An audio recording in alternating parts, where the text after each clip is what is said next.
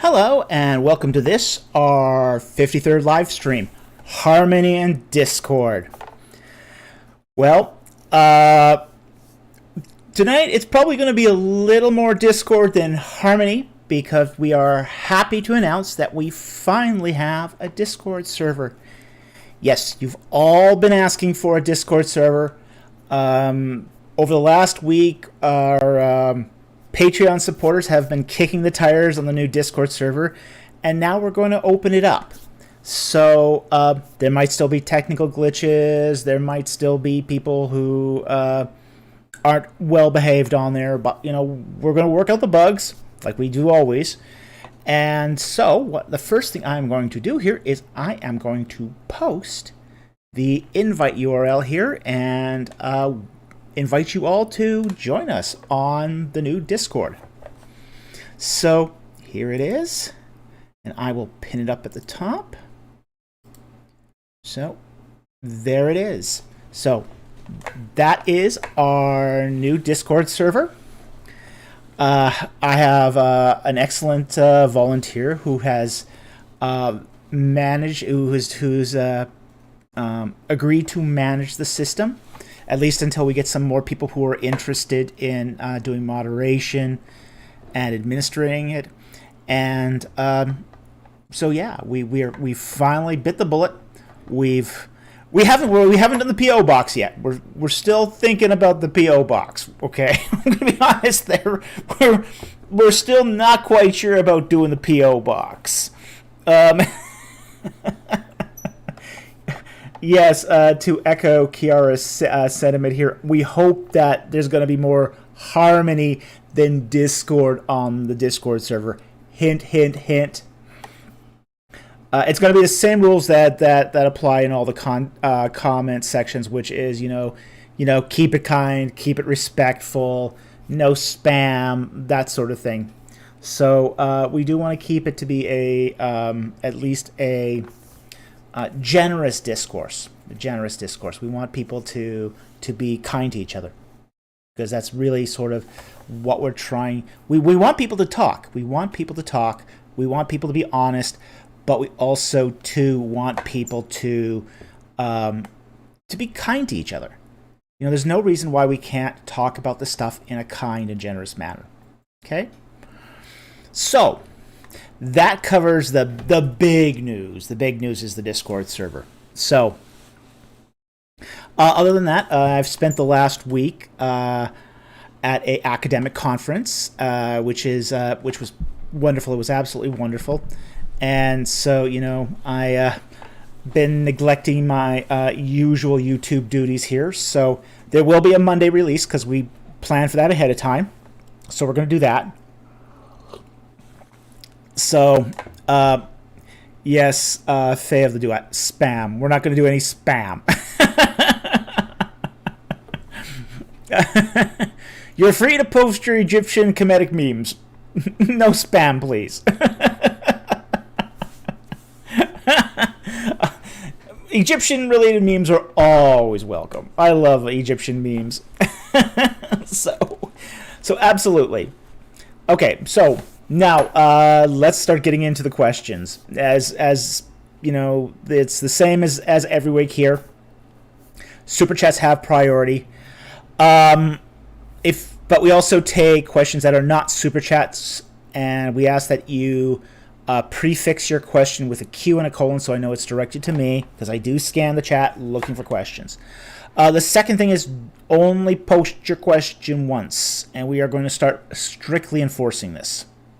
Okay, we did have somebody today who posted their question twice.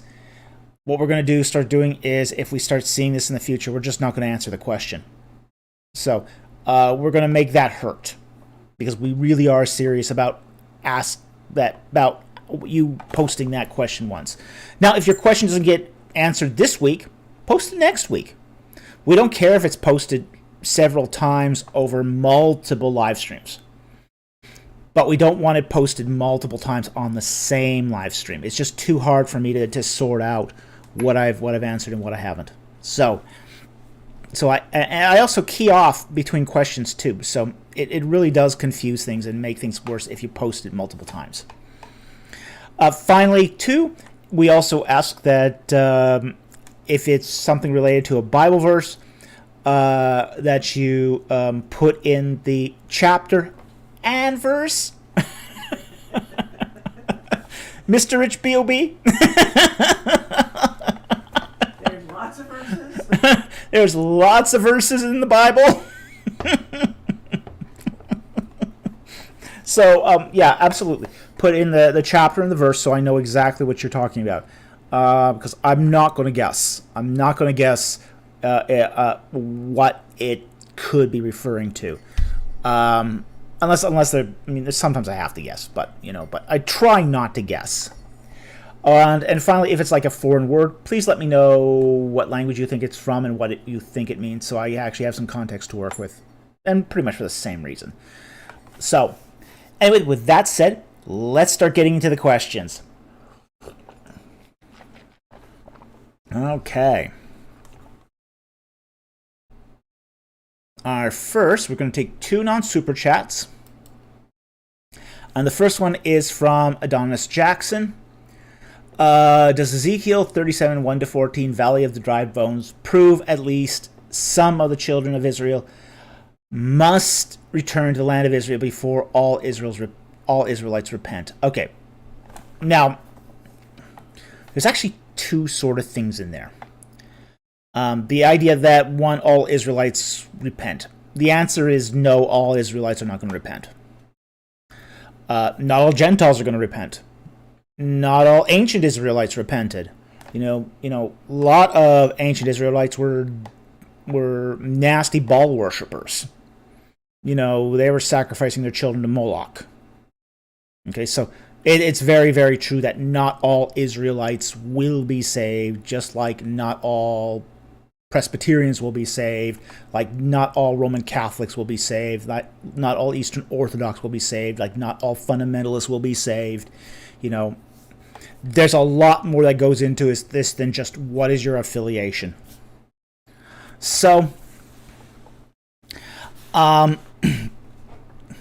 other part of it is the prophecy of 37:1-4, the Valley of Dry Bones, prove that at least some of the children of Israel must return to the land of Israel. And the tricky bit here is prove. Prophecy is interpreted. It's interpreted, and it's reinterpreted, and it's contextualized and recontextualized. Okay? So, if with something that's so heavily vested with interpretation, it's very, very difficult to say that any prophecy proves anything. So, that's an issue. That's that whole sort of prophetic interpretation. An interpretation almost never proves anything, because there's often a competing interpretation that's almost just as viable. So, I want to be very, very cautious here. Now, I think the passage strongly suggests, that some of the Israelites will be returning to the land of Israel. Definitely, I think that is the proper meaning of the text. Okay? You can't prove that, though. Okay? But you can get a lot of opinions here from scholars who will basically repeat the same thing, that this is Israel coming back to the land. Now, when that's supposed to take place is going to differ from exegete to exegete. Some of exegetes will say this is, the return of from Babylon. Some will say that some of these are people returning from Assyria. Some will say these are diaspora Jews returning after World War II. So, because it's so subject to interpretation, we don't know exactly what's being referred to here as to the return of from the valley basically the valley of dry bones living again. There's even some people who have suggested that this is a allusion to the resurrection. Basically that these were the faithful Israelites already that are being resurrected from the dead. So you'll even find some exegetes that claim that. So this is the problem when we start talking about prophetic literature here, is that it's so subject to interpretation. It's kind of hard to get a one meaning proof out of it. It's very, very difficult. So anyway, I hope that answers your question. Thank you very much for the question. It is a good question. It's a good question, but it's not a question that we can nail down. It's kind of like nailing Jello to a wall. Yeah, you might get a nail through it, but is the Jello going to stick up on the nail, or is it just going to fall through the nail? It's just really, yeah. It's very difficult to nail prophecy down to one specific interpretation. However, I think this is the correct one, but that's an opinion. That's an opinion. I have to be very honest that that's an opinion, not something I can prove. All right. So thank you very much for the question. Okay, the next question. We only have two non-super chats here. We got a third one here we'll get to that came in later on, and that's great. We do actually want to take non-super chats as well as super chats as well. So do continue to ask your non-super chats, because sometimes we'll just pick, especially at the end of a live stream, when we're sort of the super chats are all done and we're looking for non-super chats. We still answer non-super chat questions. Okay. Now Jacob Testa asks, "Hey Dr. Falk, what would you say is the greatest historical myth? For me personally, it's the myth of Christopher Columbus, but I was wondering what you think. Also, the Galileo trial is good."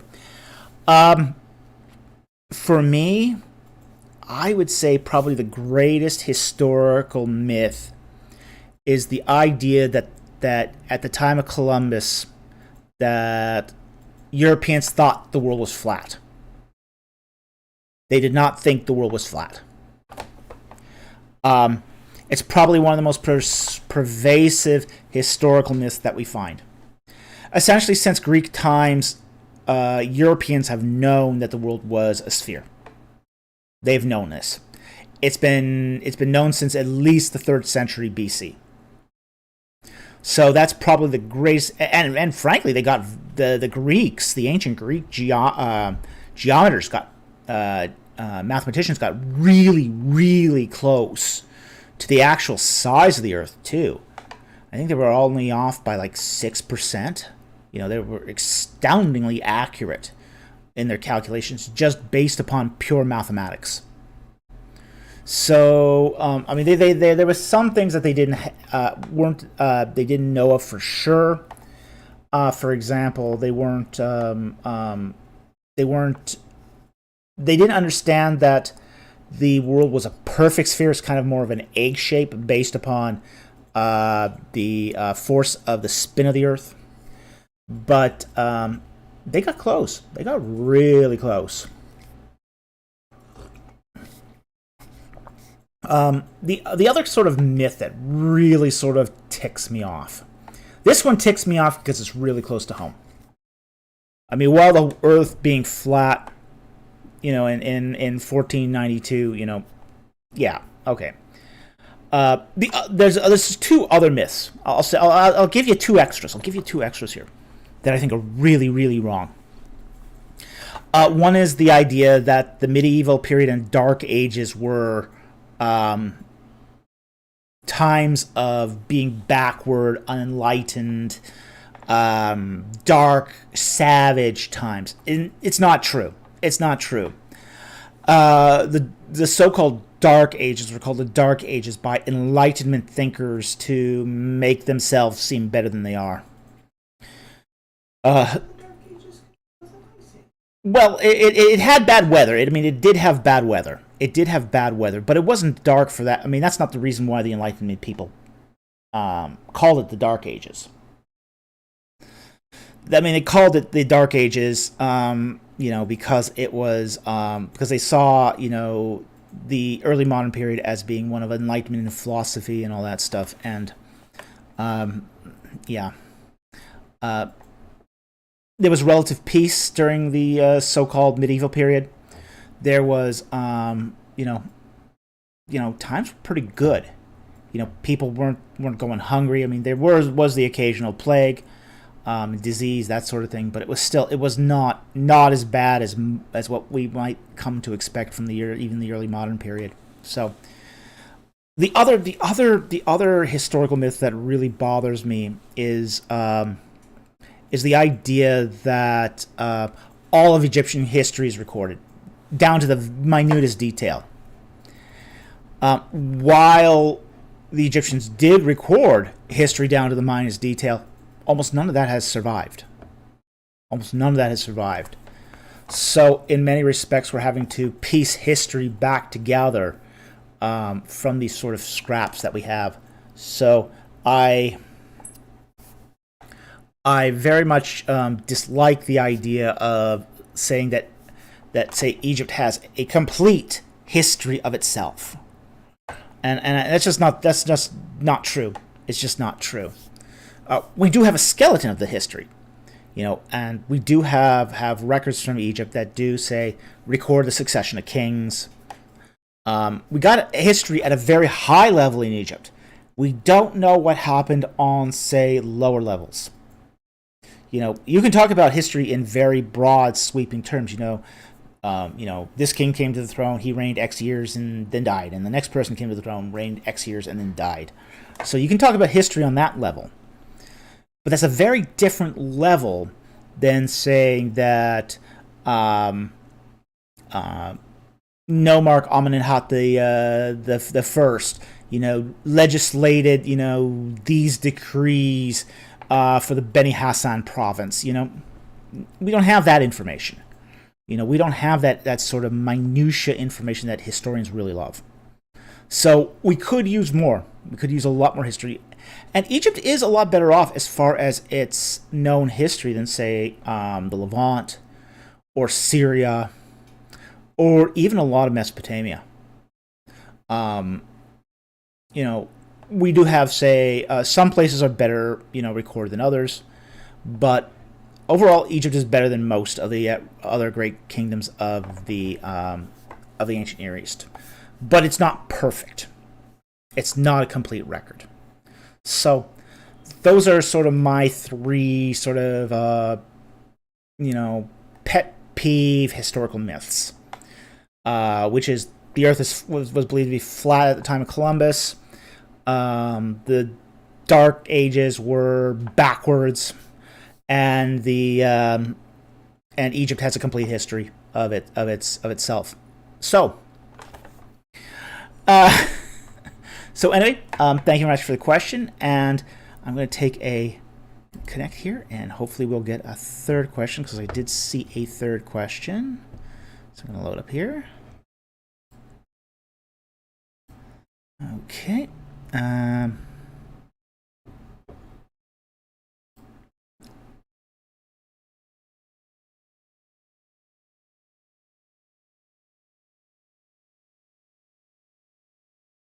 Okay, I'm going to take this one here. Twitch it for a moment here.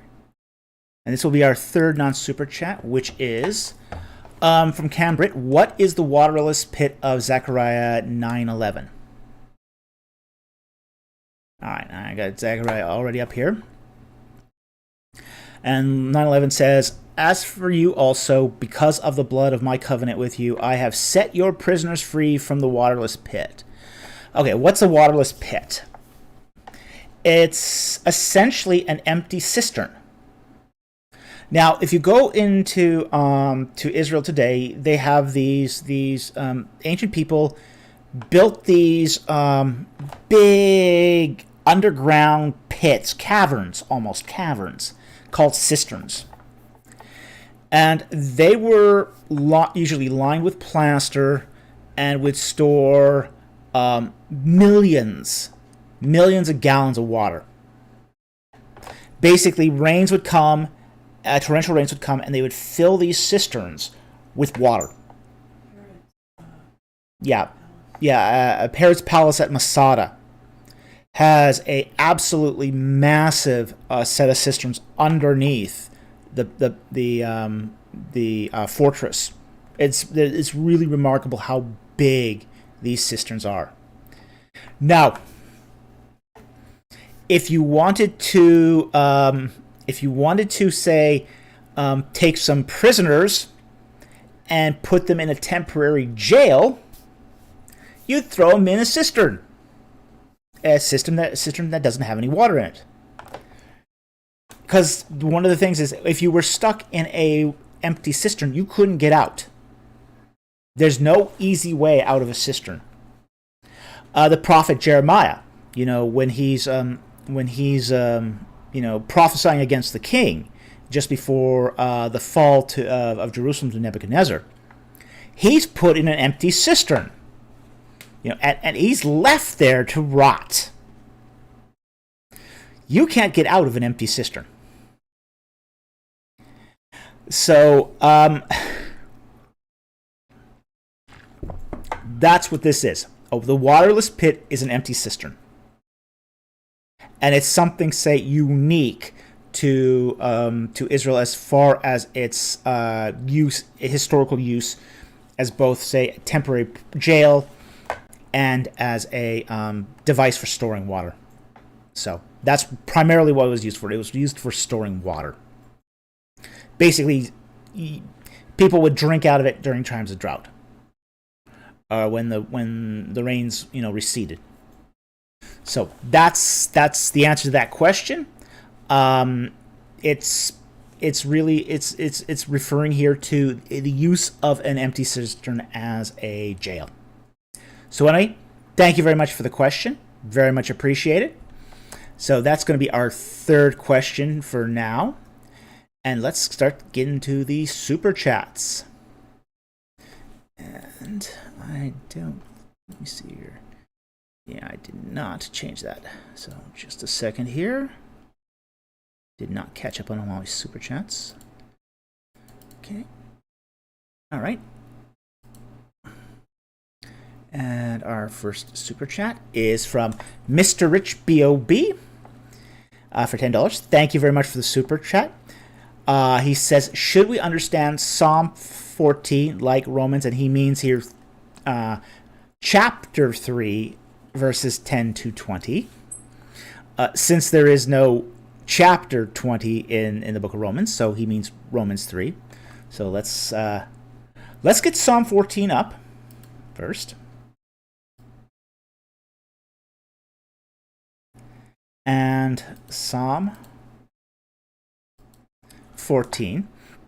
Okay. And this is essentially the psalm that basically says, a fool has said in his heart, there is no God. Literally, where is God? They are corrupt. They have committed abominable deeds. There is no one who does good. And it's basically, verse 3 here. They have all turned aside. Together they have become corrupt. There is no one who does good, not even one. Okay. This is if we were to use Calvinist terms, and I don't think that's always the best here, but let's say we just use it for just, this would kind of be the concept of total depravity, that everyone has turned away. It's not just one person. It's not just the atheist. It's that everybody has fallen. Everyone. Because the idea here is in verse 3. They have all turned aside. They have become corrupt together. There is no one who does good. Not even one. Okay? The idea is you can't work your way to heaven. So, with that said, let's look at Romans 3, 10 to 20.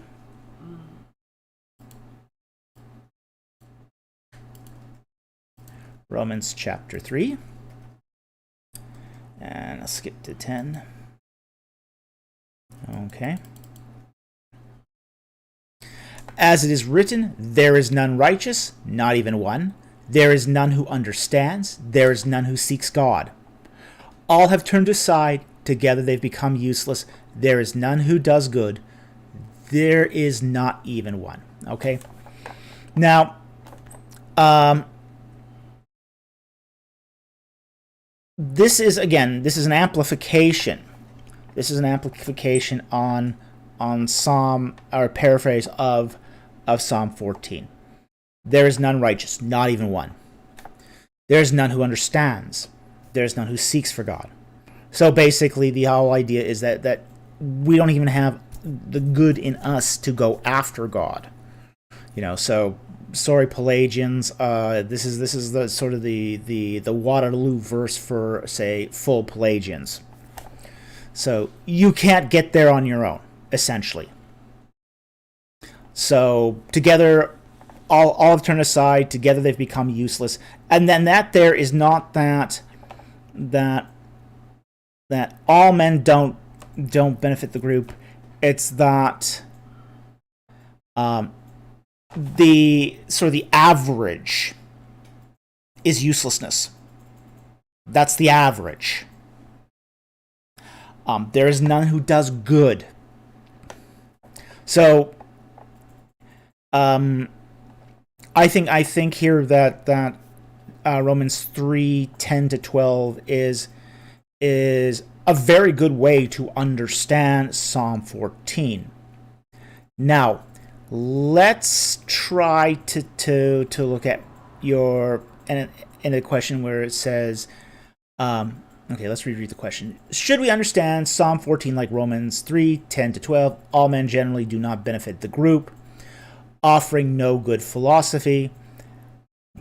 Unlike how some try and link it to Romans 1:19, I would say yes. Okay. Let's look at the Romans 1:19 here.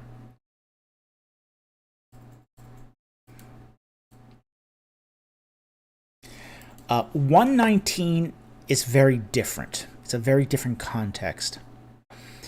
1:19 says, because that which is known about God is evident within them, for God made it evident to them. For since the creation of the world, his invisible attributes, his eternal power and divine nature have been clearly seen, being understood through what has been made. So they are without excuse. For even though they knew God, they did not honor him as God or give thanks, but they became futile in their speculations, and their foolish heart was darkened. Now, this is not talking about, say, general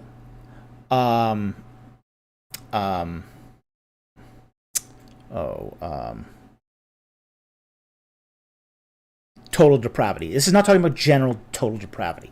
This is not, say, the common lack of goodness in humanity to reach God, which is what we find in Psalm 14 and in Romans 3:10-20. Okay, this is something different.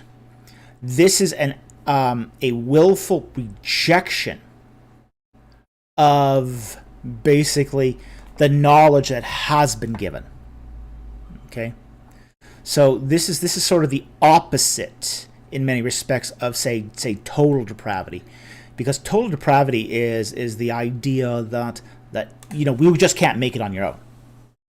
You don't do good stuff. You're lost. You're lost without a savior. You need a savior. You can't do it on your own. It's too difficult. It's too hard. This is something more. Romans 1:19-21 is basically talking about people who've made themselves hard. So kind of like Pharaoh, who hardened his own heart. He hardened his own heart. These are people who have rejected the truth in unrighteousness. So, I don't think it's a good thing to link Psalm 14 with Romans 1:19-21. They're two. The contexts of both passages are way too different. Okay, so anyway, thank you very much for the super chat. Very much appreciated, and I would highly recommend you read the book of Hezekiah if you can find it.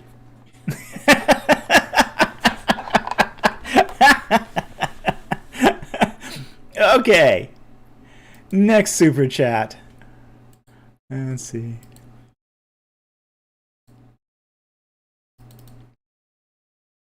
Okay. Next super chat is from Brick Creation for $5. Thank you very much for the super chat. Hi, Dr. Falk. If circumcision is part of the Abrahamic covenant, why is it regarded as part of the law of Moses? Why would Genesis be considered Torah? Okay. Now, there's actually more than one layer to this question. Now, let's just ask why Genesis is considered Torah, without necessarily being the law of Moses.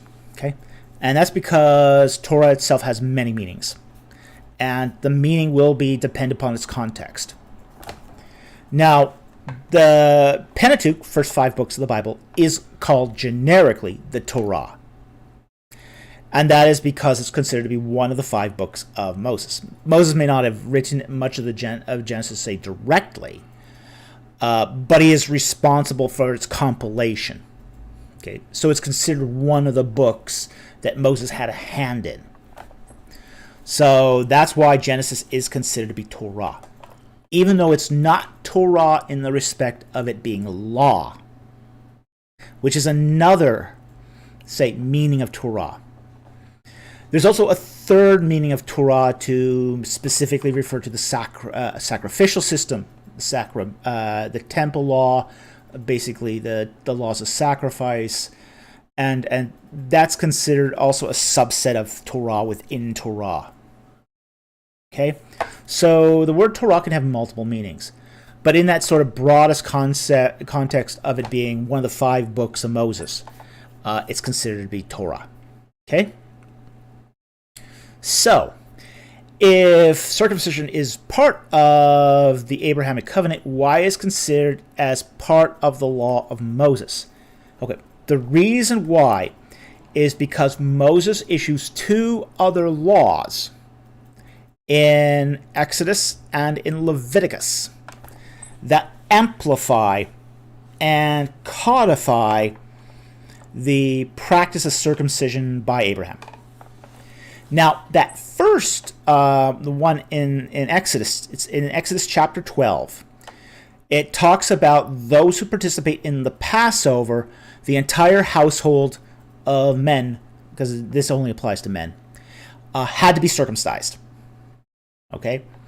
Anyone who participates in the Passover, father, son, servants, slaves, any male in the household that participates in the Passover has to be circumcised. Okay, so that's the first law. That's a law that did not exist prior to Moses.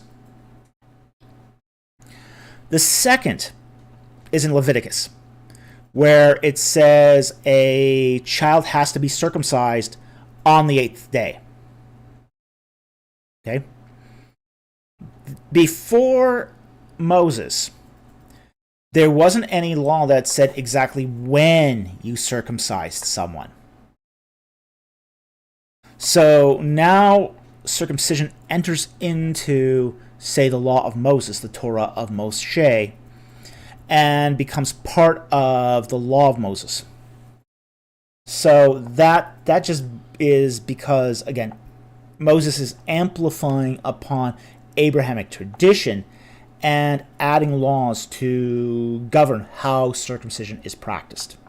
There aren't many of these. There's not many laws about circumcision in, say Torah, but there are some. There are some. So we have to be mindful of that as we go forth and we do this. So anyway, thank you very much for the super chat. Thank you very much for the question. It's an interesting question. So that's the reason. Is because it is made part of specifically Moses' contribution to the law. So, okay, our third super chat is okay from Mr. Rich B.O.B. You'll find this hilarious. Oh boy. The late Rob Skiba taught that he has healing in his wings, referring to Jesus's 4 tzitzit. Why was he wrong? Okay. And there's a. Okay, we're gonna. Tzitzit is a tassel. It's a tassel that's applied to the edge of a garment, like a tunic or a cloak. Ancient Israelites and modern Israelis both wear these tassels on the edges of their garments. Okay, and historically we find these tzitzit going all the way back to there is a painting of a Semitic a Semite in the tomb of Seti I that shows a Semitic person with these tassels that are attached to the bottom of his garment, in groups of 3. Okay? So we know it goes way back. It goes at least to Dynasty 19. So in this regard, it's an ancient practice. Now, that's not per se the reason he's wrong. Okay? The reason he's wrong is actually comes out of Malachi, I believe, chapter 4. Let me just look this one up. I believe it's Malachi chapter 4, where it's healing wings. Okay. So, the passage that he's quoting here is actually Malachi 4:2. But for you who fear me, my name, the Son of Righteousness, will rise with healing in its wings. Okay, so that's the relevant passage here. The healing in its wings, or his wings, is the image here is actually the winged solar disk, what we would call in Egypt the wajet. Now, this is actually an Egyptian pagan symbolism, but it's also a piece of pagan symbolism that, for some reason, the Israelites adopted. They adopted it on their seal rings. It's part of their iconography. We don't know exactly why. And the idea that the Son of Righteousness here is necessarily talking about Jesus is a stretch. The sun here is literally the burning ball in the sky. It's the Hebrew word shemesh. Okay, it's not Ben. It's not the sun as in the son of the Father.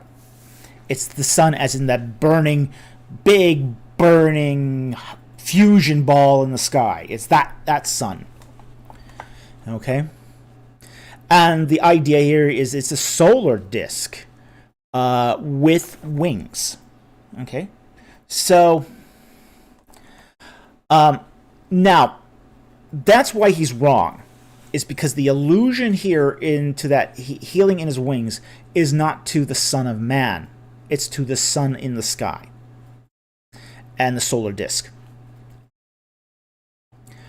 Now the question is, there is some suggestion that when, say, for example, the woman with the who was bleeding grabbed the hem of Jesus' garment that she was healed. There is some pretty good suggestion there that she's actually grabbing the tzitzit, the tzitziyot. Okay. Because that's the extremity of the garment. That's the furthest she can get from Christ without actually touching him. I do think that there is some strong suggestion here that say the woman who is healed, and Christ says, I feel my power has drained out of me, and she's touching the tzitzit. Okay.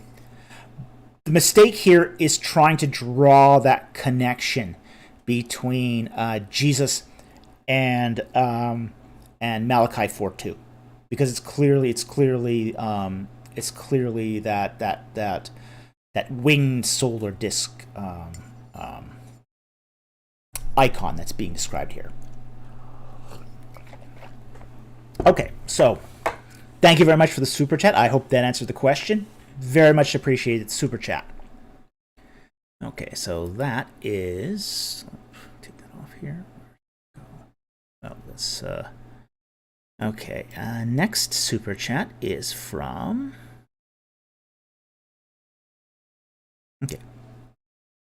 From Courtney Thompson for $5. Thank you very much for the super chat. When did the Ishmaelites go extinct? What's different from the Quranic Exodus, from the biblical Exodus? Who is the Quranic Pharaoh of their Exodus? Okay. I'm not an Islamic scholar. I actually know relatively little about Islam, to be very, very blunt. Yeah, I keep meaning to read the Quran, and I just never get to it. So I can't really answer the Quranic passages a lot. If someone brings up something specific about it, I can usually answer that. But I don't have the Quranic details of their Exodus memorized. So I'm just going to be straight up here as that it's sort of outside of my wheelhouse. Now, when did the Ishmaelites go extinct? That's easier to answer. Because we do know, say, the migratory flow in that area, especially during, say, during that period of, say, the late Bronze to Iron Age 2. The Ishmaelites used to occupy most of the western side of the Saudi Peninsula. They were into Edom, and they would basically go down into the Sinai Peninsula. So that was late Bronze. Late Bronze Midianites were essentially Ishmaelites. There was actually very little difference between Ishmaelites and Midianites during the late Bronze Age. Now, this changes dramatically in the 9th century BC. What happens in the 9th century BC is the Arabic tribes come from, say, the eastern side of Saudi Arabia, and they start driving out, say, the Ishmaelites, and basically taking over their wells and their pasture lands, and they go north. They go north along that west side of the Saudi Peninsula. At the same time, too, roughly 100 years before, well, even before that, say, 1200 BC, you get the kingdom of Edom established. And with the establishment of Edom, say, tribes of, Shasu start integrating with those Arab tribes, and they seek to then push out Ishmaelites, driving them further north. So we're not exactly sure when exactly the Ishmaelites went extinct, but it is generally accepted that sometime around the 9th century BC is when they went extinct. And they were mostly taken over by other groups that had been wandering the Sinai at that point. So, again, we're not exactly sure, but from the best evidence that we have, changes in material culture at Edom, changes in material culture in the Western Sinai, we see, say, for example, the rise of Old Arabic right around that time. That's when we find the earliest traces of the Old Arabic language. So that happens in the 9th, 10th century BC. So anyway, that's the best that I can answer that question. There are people who do specialize in ancient, what's called Old Arabic studies. So not studies of the Arabic culture that begin with Muhammad, but pre-Muhammad. So pre-Islam. And there's actually a fair amount of material from that area. We got several written texts. We got actually some sizable texts from that period. So there is texts. We do find them on these little wood slates, pieces of bark, essentially. There are also calcite statues that have inscriptions. I've even seen a couple of big bronze plates that have a full text on them. So, it does basically seem that the Ishmaelites are more or less driven out by Arabs at that point, in 9th, 10th century BC. So that's when you start getting the sort of the greater old Arabic kingdoms. Okay.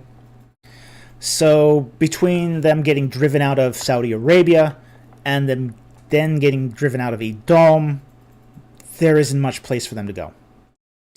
They might go up. They might have gone up into Moab. That's a possibility, but we're not sure. Okay, but that's the best that we can figure out, is they went extinct about the 9th century. We don't hear about them anymore after that. There is some suggestion that the Kedarites might have been successors to the Ishmaelites, but the evidence there is a bit thin. It's a bit thin.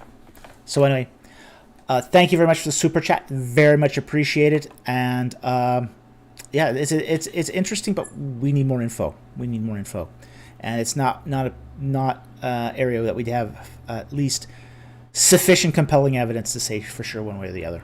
So thank you very much for the super chat. Very much appreciated. Okay. Destiny Knights 77 for $4.99. Thank you very much for the super chat. Thanks to you, Dr. Falk, I can't ponder something without hearing Mr. Empty Conjecture's voice in my head. Could be. Thank you. God bless and keep up the good work. Well, Mr. Empty Conjecture has become a fixture. You know, people love Mr. Empty Conjecture. He's become part of the family. People love Mr. Empty Conjecture. In fact, I got an email from one of our subscribers who sent me drawings done in GIMP about Mr. Empty Conjecture. Fan art. The fan art. So there are people doing fan art now of Mr. Empty Conjecture. So people absolutely love Mr. Empty Conjecture. So, and I have to admit, even I've done like fan Photoshop stuff with Mr. Empty Conjecture. He's great. He's wonderful. You know. So, thank you very much for the super chat, and well, I'm sure Mr. Empty Conjecture will lap up all the praise. Mr. Empty Conjecture is a bit of a glory hound, so thank you very much, and thank you for the comment. That's just so cool. Okay.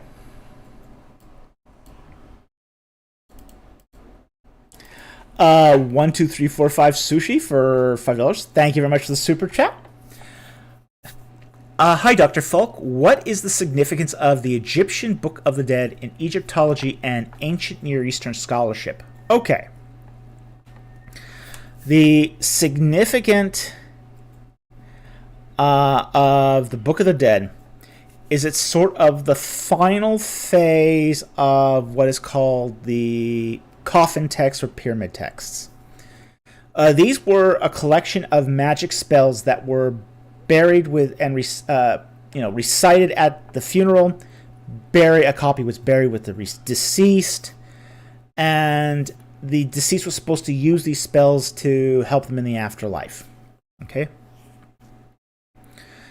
The original spells were found in, say, the Temple of Unas, and the Temple of Teti. Or sorry, not the temple. Pyramid. The Pyramid of Unas and the Pyramid of Teti. Unas is the older of the two. But it's these were spells that were written on the inside of the burial chamber of King Unas and King Teti.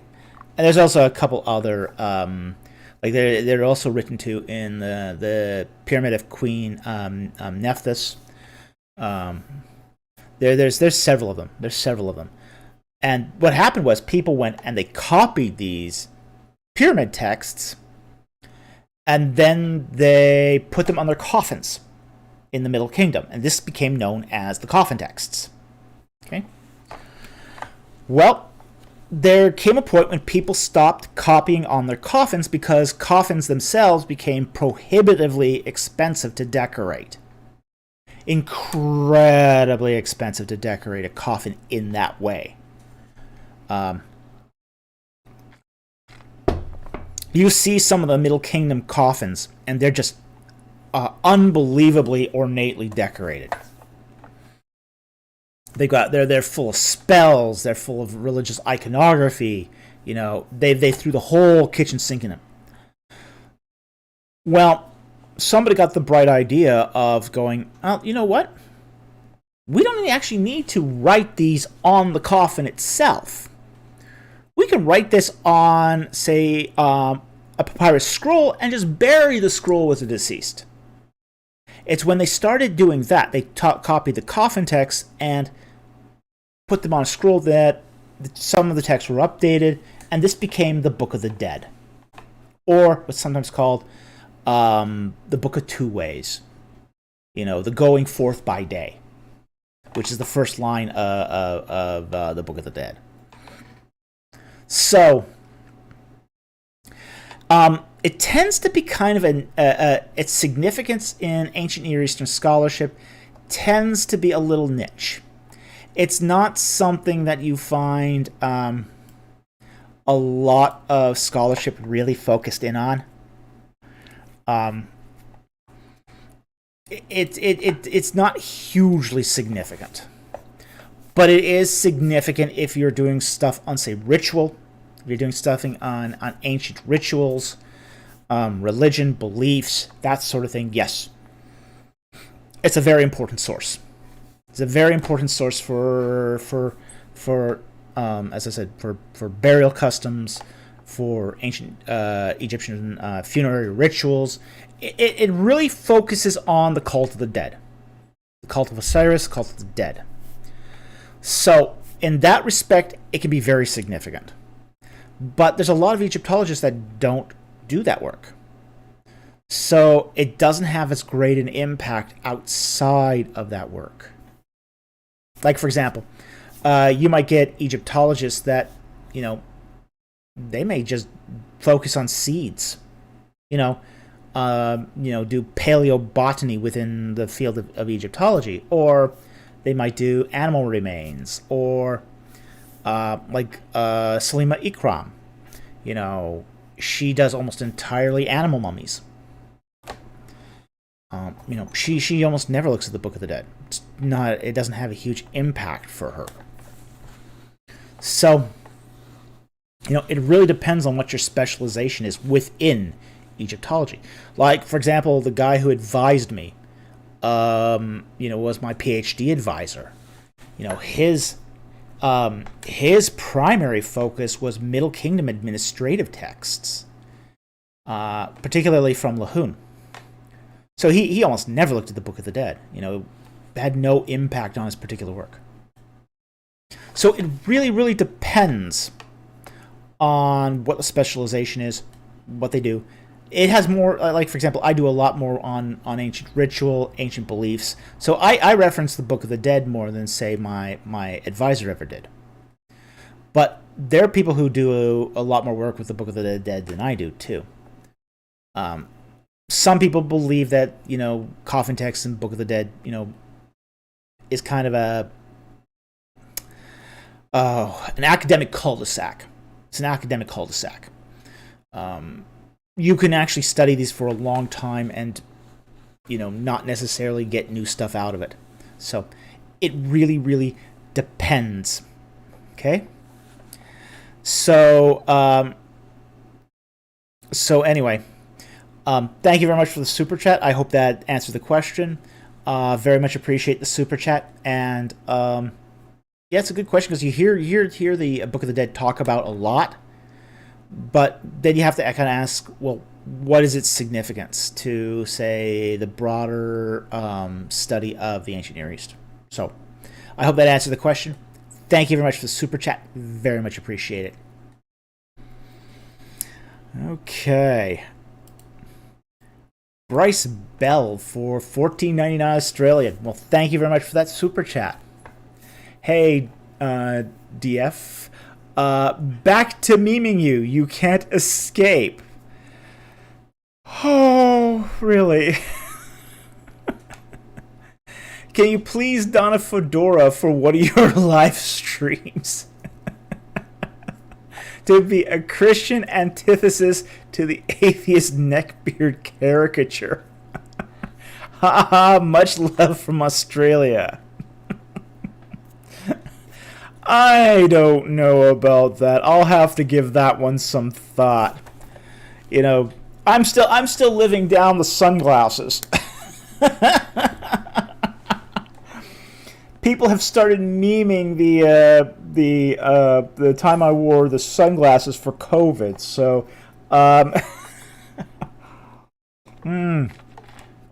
it appears I am eminently memeable. So, Something unexpected.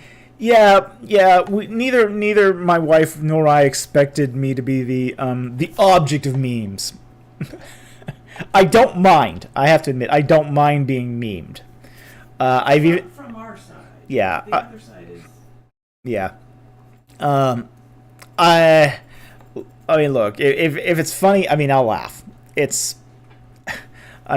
People got a lot of mileage out of my laugh from my first popcorn review. So, and I can understand why. I can really understand why. So, I'll have to think about the fedora thing.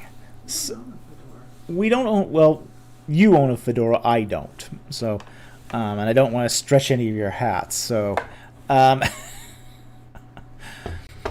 I'll have to think about this. I'll have to think about it.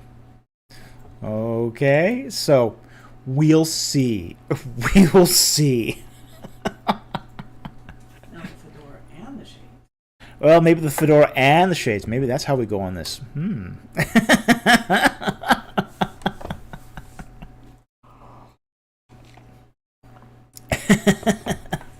Yeah.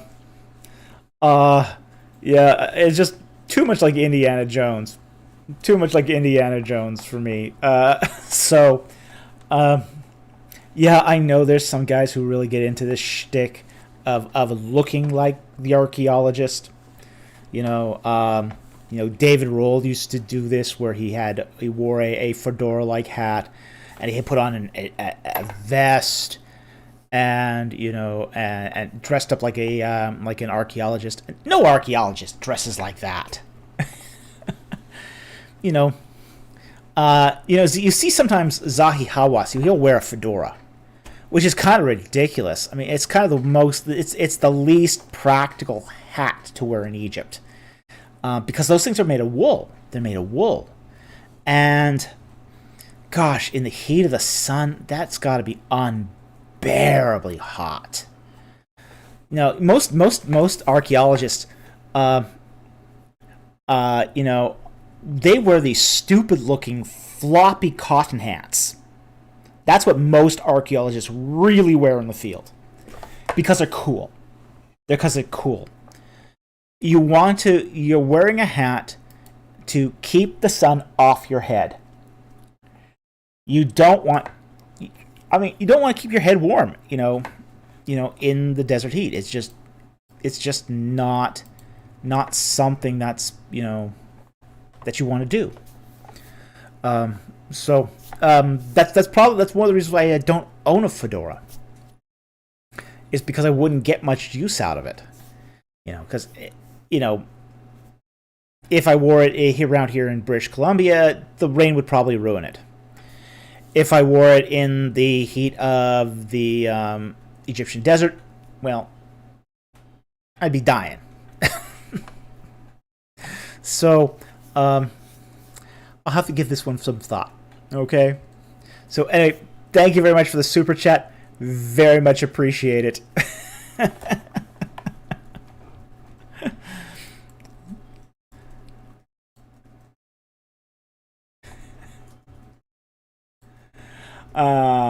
Simetos Batui says, do the Greek thing and put a cold, sopping wet sponge under your hat to say cool. Yeah, I remember where you said that sponge came from. Not a chance. Not a chance. Yes, I remember that. That's not happening.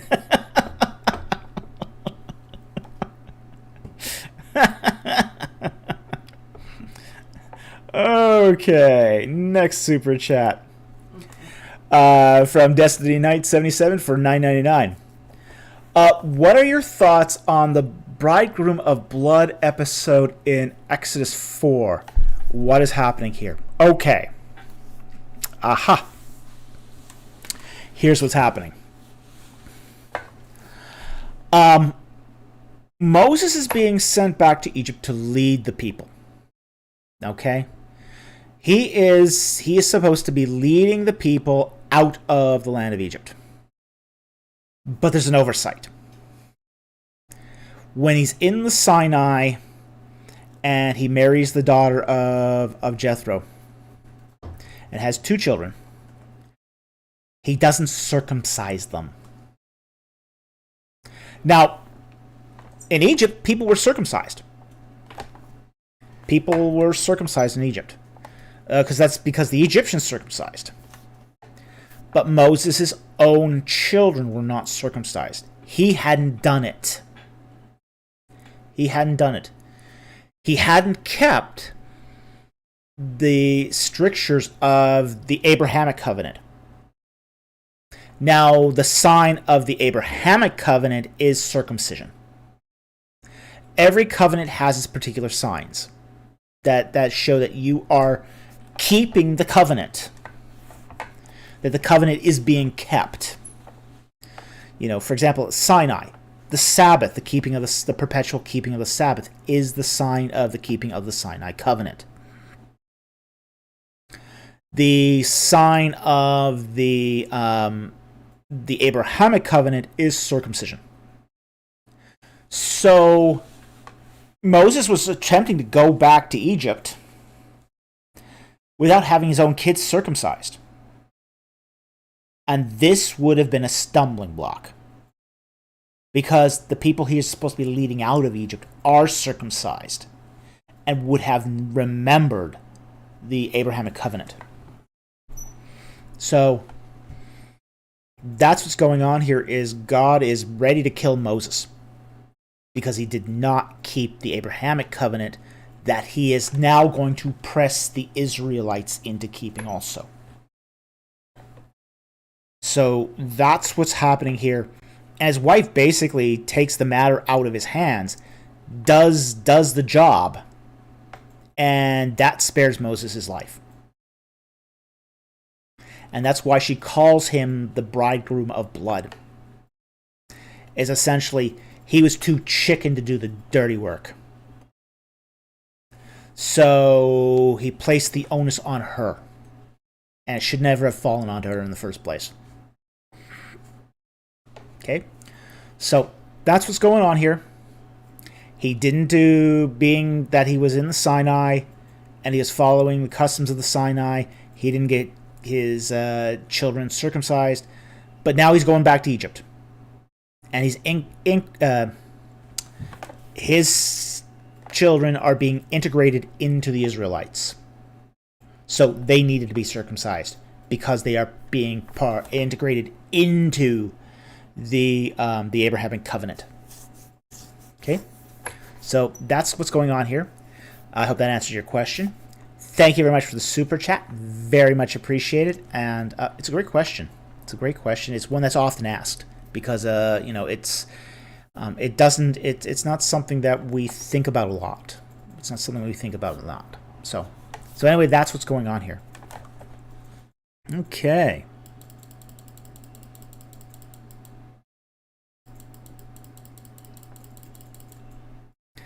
Cam Britt for $5. Thank you very much for the super chat. Quick bonus question. So does the empty cistern in Zechariah 9:11 symbolize Sheol, or is there a literal context? Well, probably both. There is a literal context. As I said, people did use cisterns as jails. There is that. But there's also basically the symbolism of this being, say, the release of people from prison. Sheol. So that's just as true. So there's nothing. Let me just take another look at that passage again. I'm going to take a look at that. Let's see here. Where is it? Zechariah 9:11.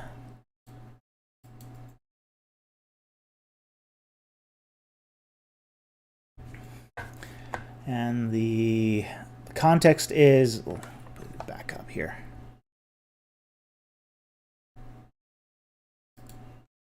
Okay, verse 10, and I will cut off the chariot from Ephraim and the horse from Jerusalem, and the bow of war will be cut off. He will speak peace to the nations, and his dominion will be from sea to sea and from the rivers to the ends of the earth. Okay, so it is a messianic passage.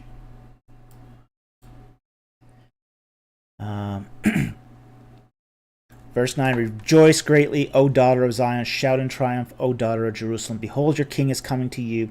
He is just and endowed with salvation, humble and mounted on a donkey, even on a colt, the foal of a donkey. Okay, so this is very messianic. It is meant to be an eschatological passage, so like we find many eschatological passages in Zechariah. So when we get to verse 11, as for you also, because of the blood of my covenant with you, I have set your prisoners free from the waterless pit. Return to the stronghold, all prisoners who have the hope. This very day I am declaring that I will restore double to you. Okay, so there is an eschatological connection here. So definitely, it's not unreasonable to think that this is also an allusion to Sheol as well. So, yeah, that's totally reasonable. And it's another layer of these passages. So I think that's perfectly acceptable, perfectly reasonable reading.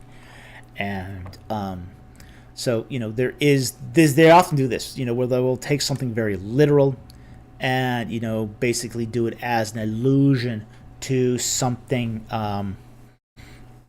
more, say, more profound. Now, the Israelites, ancient rabbinic scholars, they had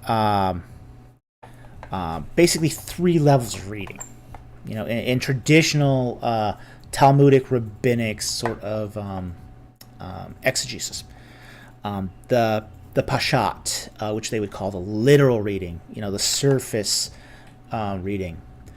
But beyond that, that's basically the first. That's where you start. You start with the pashat, and then you go to the deresh meaning, and the deresh meaning that's where you search out meaning, and that's what you're doing here. Is you're doing the more searching out meaning here to find out what does this text mean, say beyond its literal meaning. So, and that's a perfectly valid form of exegesis within these passages, is the deresh reading. And then finally the remez meaning, and the remez meaning is the allegorical sort of terms for these sort of things. And while I'm not a huge fan of allegory, sometimes it's there. So I think this sort of straddles that line between the deresh meaning and, say, the remez meaning. So absolutely, I think this is I think this reading that you've proposed here is definitely spot on, but it's also that layer down. It's not the literal meaning; it's the next layer down. So anyway, thank you very much for that follow-up question. It did give us a chance to sort of flesh this out a little more and to to engage the text a little better. So, wonderful. Thank you very much for the super chat. Very much appreciate it. Okay. The next question is from Mora Kerp for $10. Thank you very much for the super chat. Very much appreciate it. Exodus 2, 5-10 has a dialogue between Pharaoh's daughter and Moses' sister. Wouldn't there be a language barrier, as Moses' sister would only know Hebrew? What language would they have used? Okay, now, one of the things we have to realize is, in the ancient world, people were a lot more multilingual than we generally give them credit for. Polyglots were very common in the ancient Near East. Very common. In fact, they're common everywhere except North America. Only in North America do we have, say, so many unilingual language speakers. You go to Europe and you'll run across barmaids who can speak 4 languages. The skill of being a polyglot is something that you find worldwide. So there's also something here that we have to keep in mind too, is the context of the dialogue here between Pharaoh's daughter and Moses' sister. Now, the Pharaoh's daughter was probably the daughter of the governor of Avaris.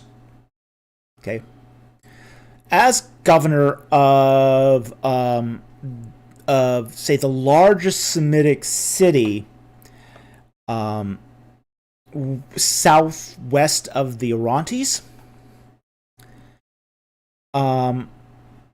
It's likely that both Pharaoh and his daughter, in this case, the daughter of Pharaoh here would be the daughter of the governor, probably Ramses the First, and she would have grown up in Avaris. In all likelihood, she grew up in Avaris.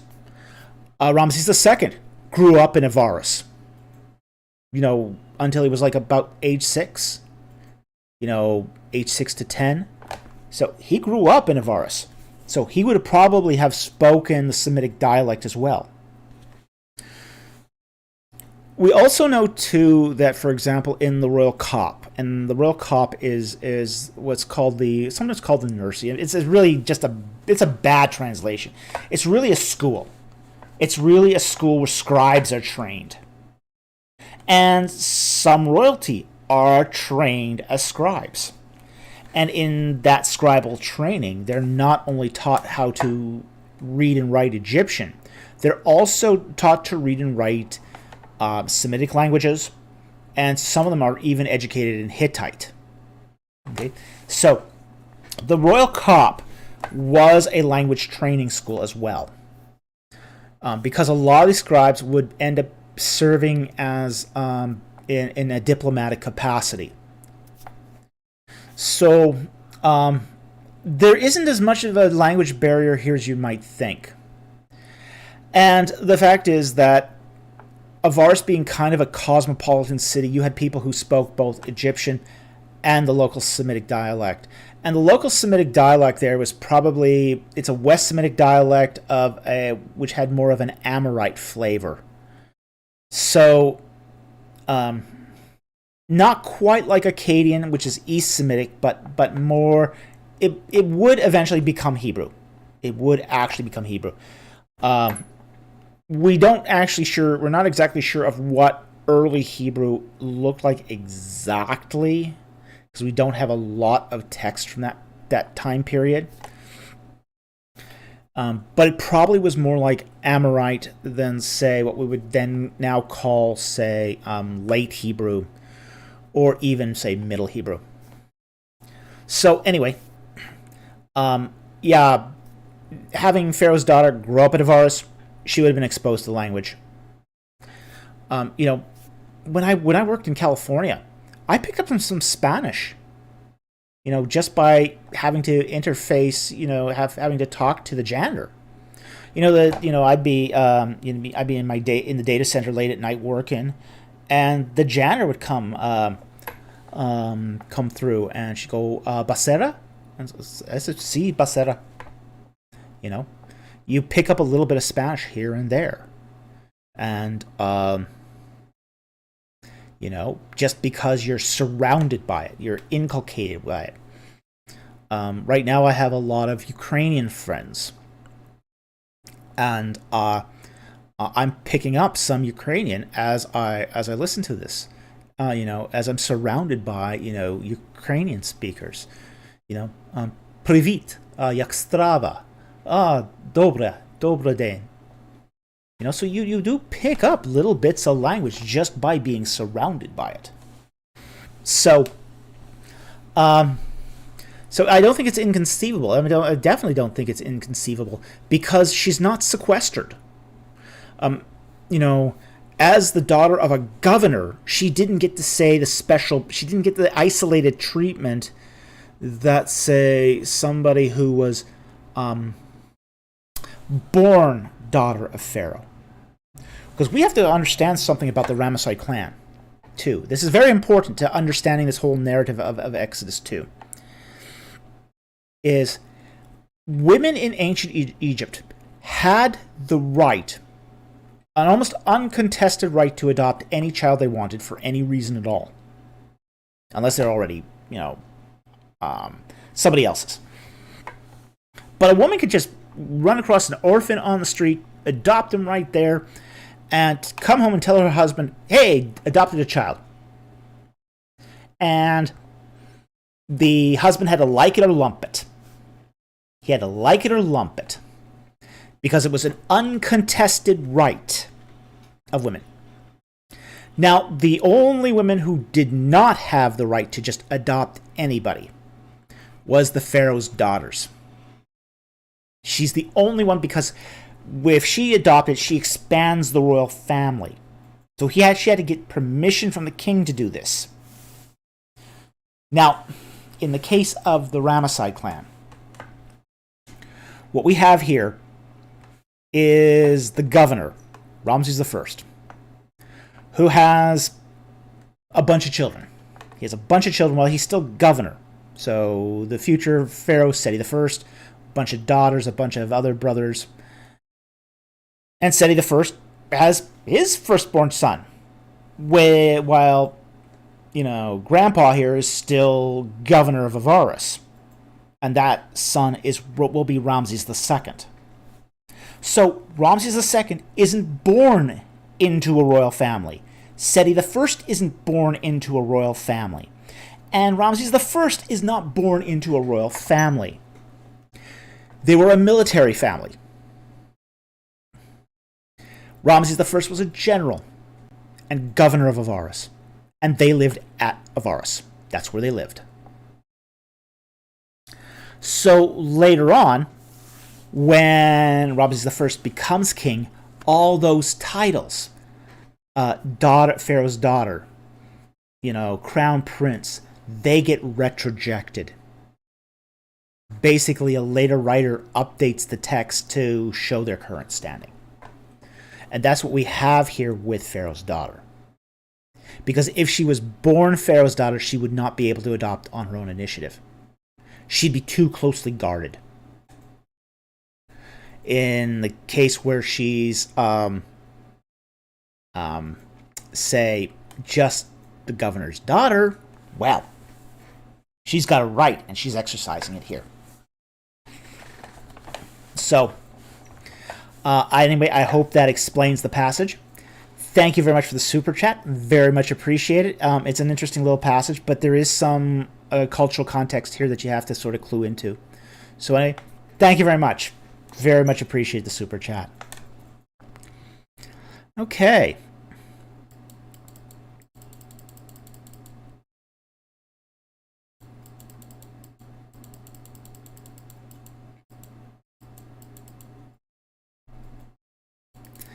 I'm going to take this non-super chat here because it's actually, I know the answer to this off the top of my head. And I don't want to miss this one. Biblical brainstorm. Any good sources for or scholars for ancient military history? Yes, Anthony Spallinger wrote a book called War in Ancient Egypt. Excellent book, highly recommended. So, Anthony Spallinger is his name. I may ask to spell it. Spalanger, I think. So, anyway, that's my recommendation for ancient military history in Egypt. It's, as I say, it's a fantastic book. Okay.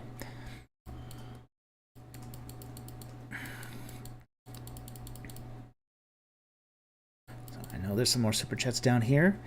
Cataphract 3 for $5. Thank you very much for the super chat. What is the context of Genesis 12, 10 through 20? Would Sarah be younger here, as it would be strange for Pharaoh to desire an 80-year-old? Oh. Ooh.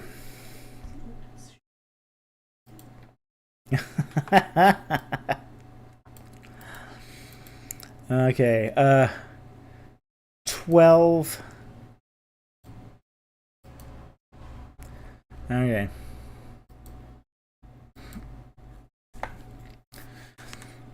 I'm going to read the text. Now there was a famine in the land, so Abraham went down to sojourn there, for the famine was severe in the land. And it came about when he came near to Egypt that he said to Sarai his wife, "See now, I know that you are a beautiful woman." Okay? So, Yafa, fair, beautiful, attractive. And it will come about when the Egyptians see you that they will say, "This is his wife," and they will kill me, but they will let you live. Please say that you are my sister, so that it may go well with me because of you, that I may live on account of you. And it came about when Abraham came into Egypt, the Egyptians saw that the woman was very beautiful.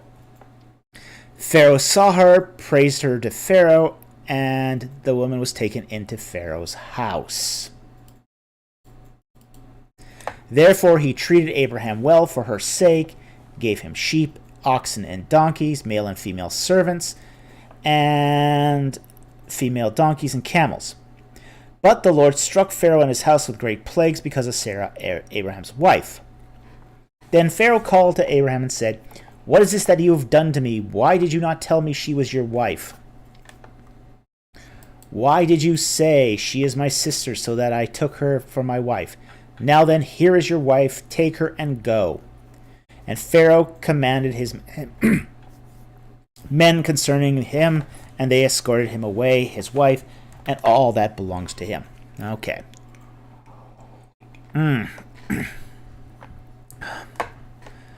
Well, we have to be careful of a few things with this text, first of all.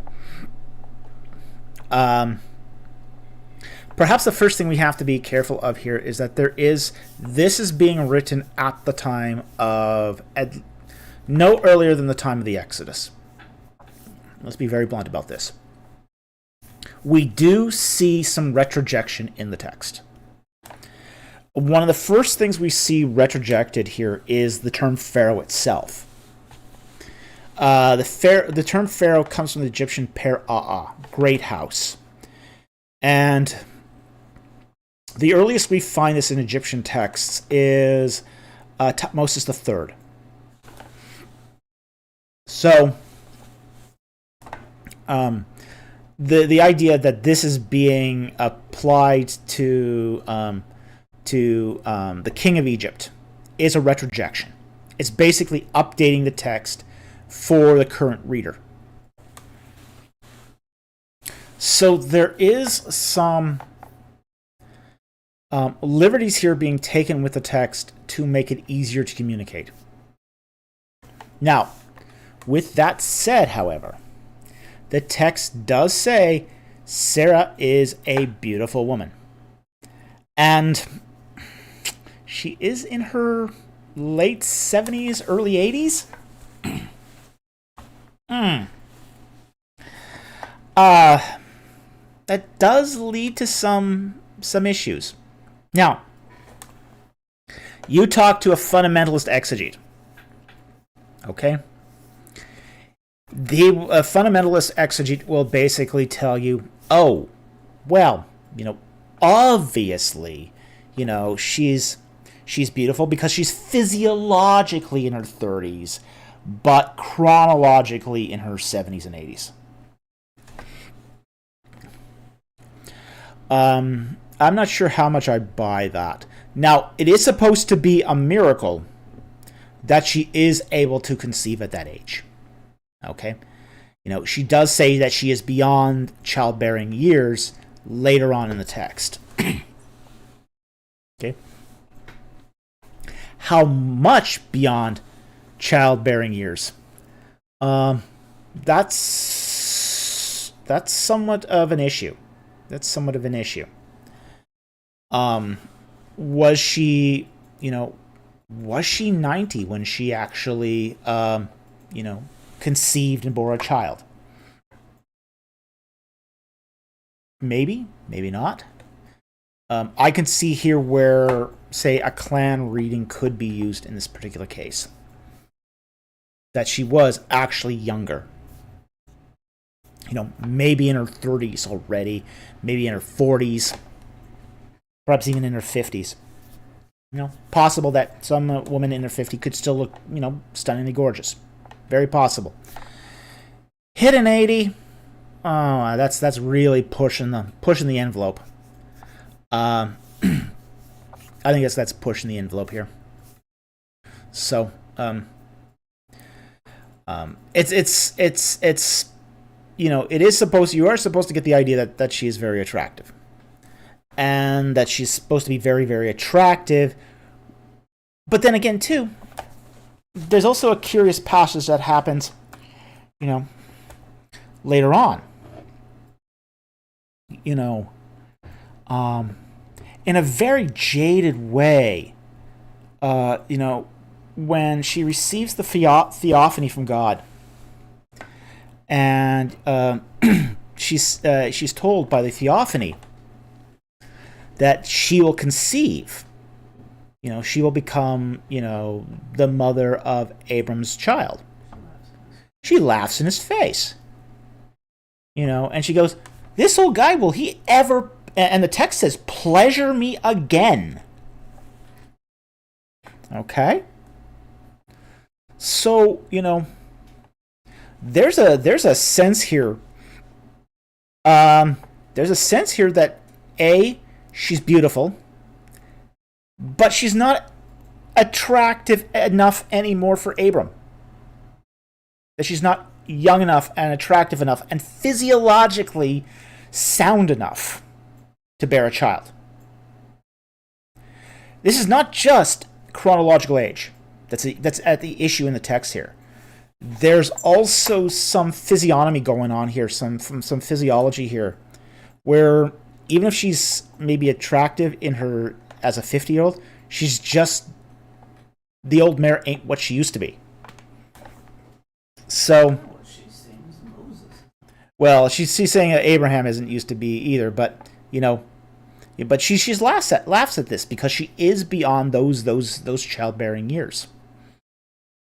Whereas maybe if she had been, her and Abram had, say, a better bed life, she might have been more, willing to give that a shot.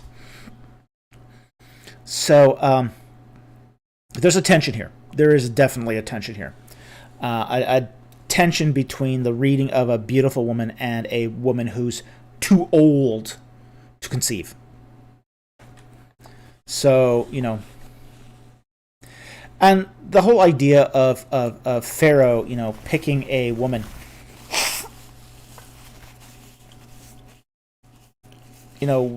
where there is, say, no capacity for children either, doesn't seem like something that,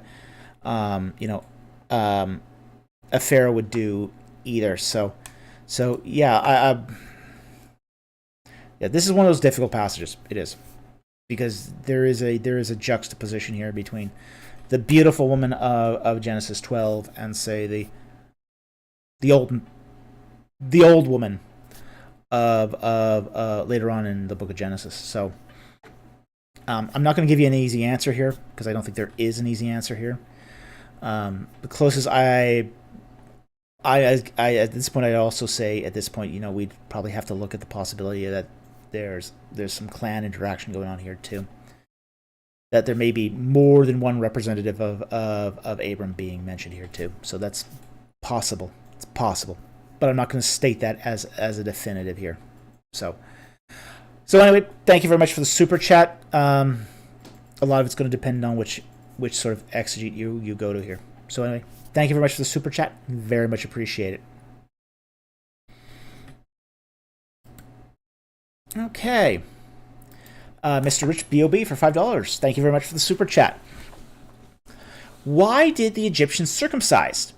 Is my fungal infection from trapped Nile water theory correct? I don't know. What is your theory of fungal infection from trapped Nile water? That was last week. Okay. Well, you can't expect me to remember that from last week. That was a week ago. I mean, I've had my brain filled with all sorts of things since then. Okay. We don't know why the Egyptians circumcised. We just know they did. And the reason why we know, because there's a mastaba outside of the pyramid of King Teti that depicts Egyptians circumcising one another. They did seem to have done this as adults. Okay? But we don't know why. We don't know why they did.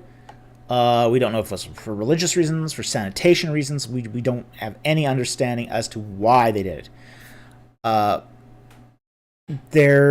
We just know that they did it. So, we know that from, say, mummified remains. We do know it from, say, that 5th dynasty wall relief.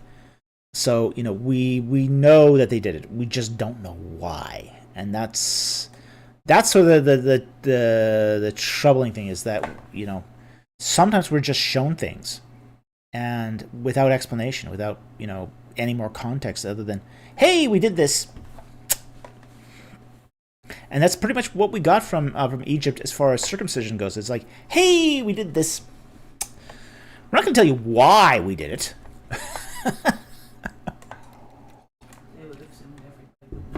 They just assume everyone would know why.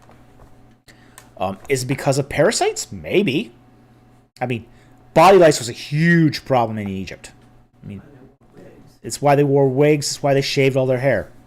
At first, the Egyptians tried to manage lice with combs. That was not effective, which is why they went to shaving all their hair off. And I mean all the hair off. So it could have been for sanitation reasons. It's not unheard of. But we don't know for sure. So anyway, thank you very much for the super chat. Very much appreciated, but sometimes you just don't know why. I had my very first Hebrew teacher. He said to the whole class once, we're gonna learn biblical Hebrew. There's only one invalid question, which is why. A lot of what we know about ancient languages and about ancient cultures, we don't know the why. Because we can't get inside their head.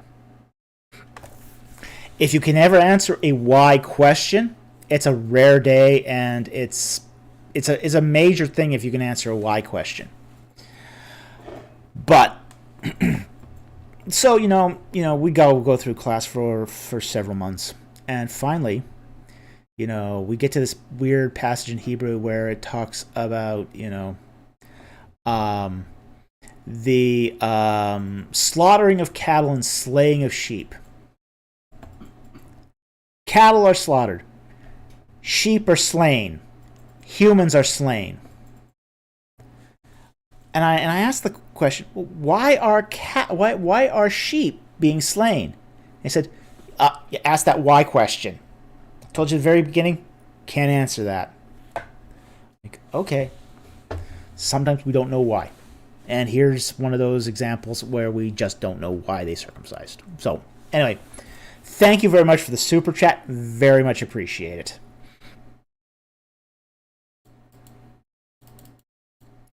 Okay.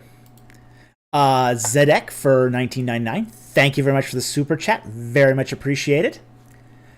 Just saying thanks for sharing your knowledge every week.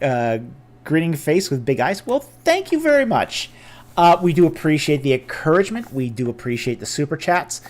The super chats really help us make ends meet. If it wasn't for people helping us out on the super chats, we wouldn't be able to do as much content as we do.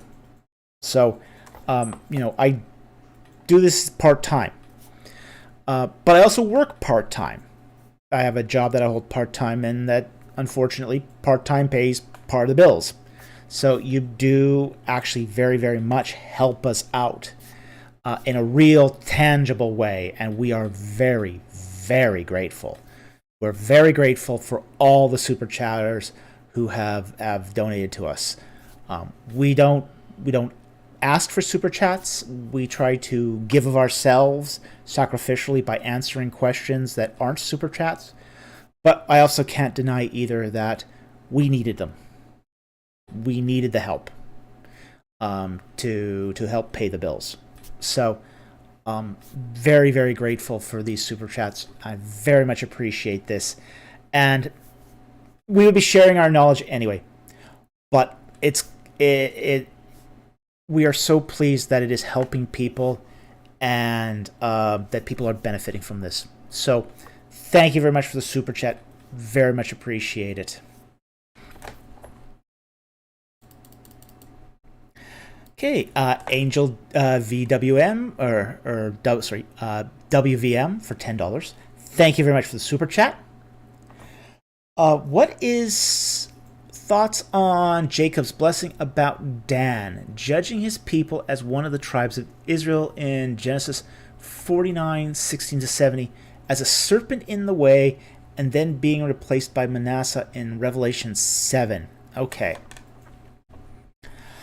I'm just going to take a quick look at the 49 passage.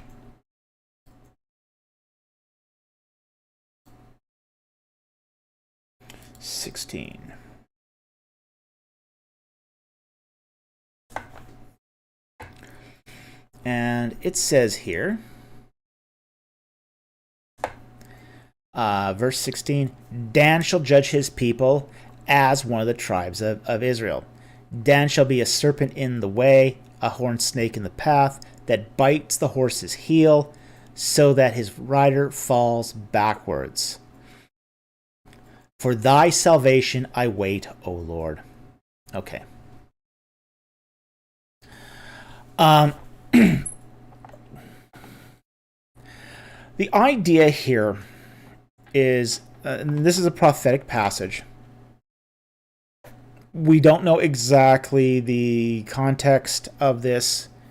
It does seem that, we see from, say, the book of Joshua and Judges, as soon as Dan gets into the Holy Land, not even one generation passes before they're already worshiping idols.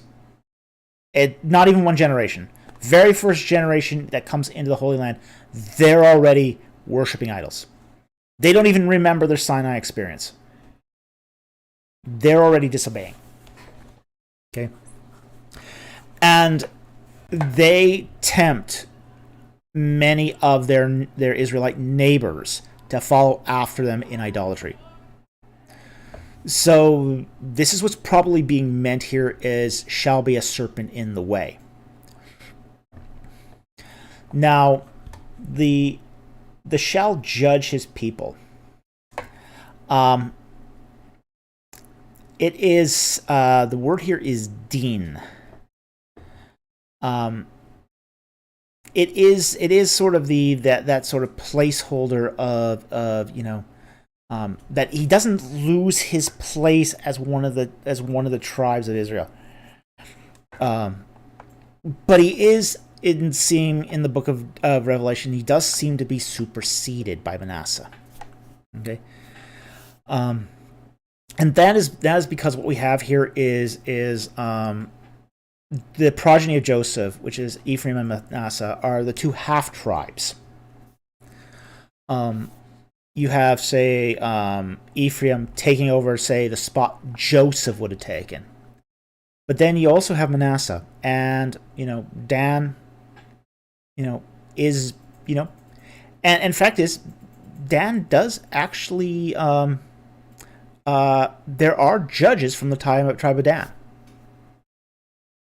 Not good judges, but in that respect, he is. Like, for example, Samson. Samson's from the tribe of Dan. He's a terrible judge. But he does judge his people. So I would expect here from Genesis 49:16 that this is actually a reference to Samson. Okay? But it's not a permanent deal. They lose their status. And they lose their status to the tribe of half tribe of Manasseh. So, and that's because of their propensity to draw others into idolatry. We know from, say, the book of Joshua that the tribe of Dan was the least successful tribe to secure its inheritance. In fact, it's so bad that they can't take their inheritance. They got to steal somebody else's. I think they take a good portion of the tribe of Zebulun's land. Okay? So they can't secure their own inheritance. The book of Judges, which is arranged from good judge to bad judge. Bad judge is from the tribe of Dan. Samson. He's the bad judge. He's a terrible judge. He's absolutely a rotten... He's a stinker when it comes to judges. Just about everything you would expect that's a no-no for a Nazarite, Samson does. He ritually defiles himself by eating honey out of a skeleton. He shacks up with a Philistine woman. He cuts his hair as a Nazarite. Just about everything a Nazarite shouldn't do. He drinks wine. He goes to a wedding. Well, what do you do at a wedding as a Nazarite? You drink wine.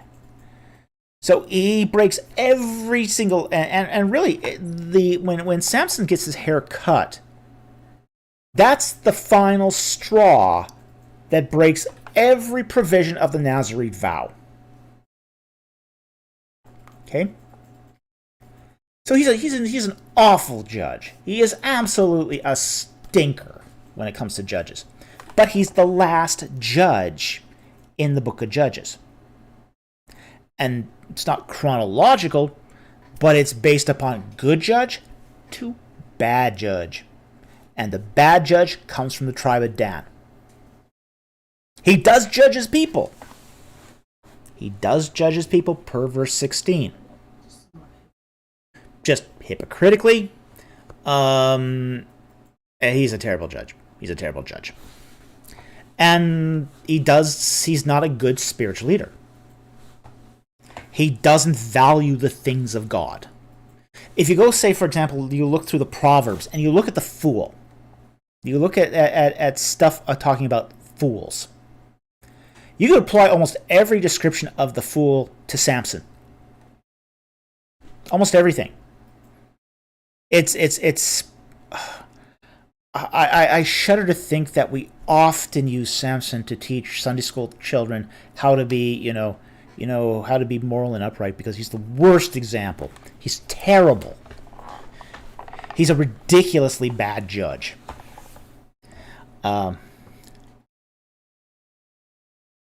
And once you get past, say, Judge number 6 in the book of Judges, it goes downhill fast. Jephthah's a terrible judge. There's a lot of bad judges, but Samson's the worst. He's the worst. So anyway, I think that covers what's being referred to here in Genesis 49:16 to 18. You have Samson being the judge of his people. The serpent being away is the propensity of the Danites to pull people into idolatry, and then ultimately the replacement, basically by a more worthy tribe who has fidelity to say Yahweh. So anyway, thank you very much for the super chat. I hope that answers your question. Very much appreciate it.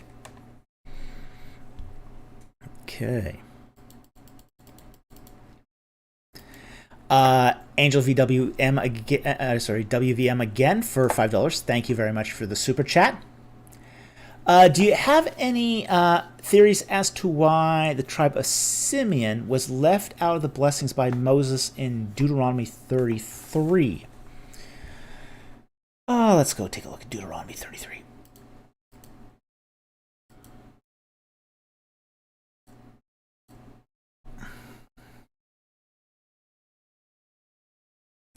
Now, this is the blessing which Moses, the man of God, blessed the sons of Israel before his death.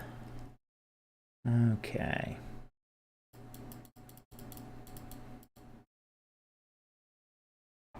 You've got Reuben there in verse 6, Judah in 7,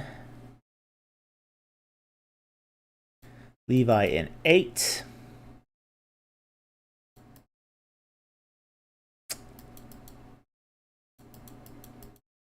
Joseph in 13,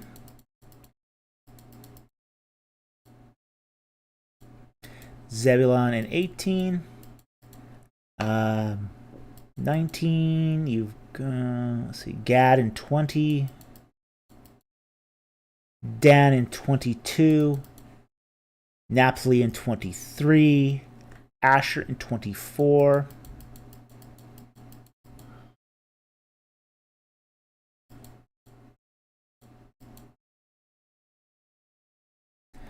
actually, no, I don't know. Honestly, I don't know why he's excluded. I'd have to look that one up in a commentary. There might be some reason why. Moses may have had some grudge with the Simeonites. I don't know. It is possible sometimes people do get omitted for certain reasons. Either they're not relevant or for some reason. But I'd have to look into that one a bit further to really sort of figure that one out. So I don't know why off the top of my head Simeon is excluded.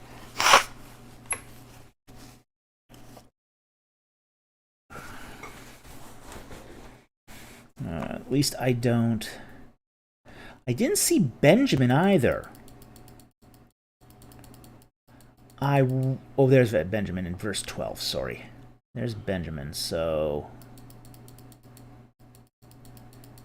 Yeah, I don't know. I'd have to do some more digging into that. So, this is one of those ones that kind of stumps me, and I'd have to say at this point, I'd have to look it up and do some more reading on this to give you an answer for this one. So, occasionally I come across questions I don't know. That's cool. Awesome. I get to learn something now.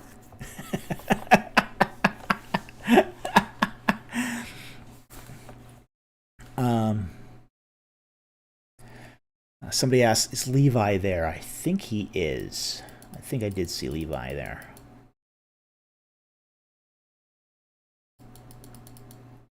Yes, Levi's in verse 8. So somebody asked,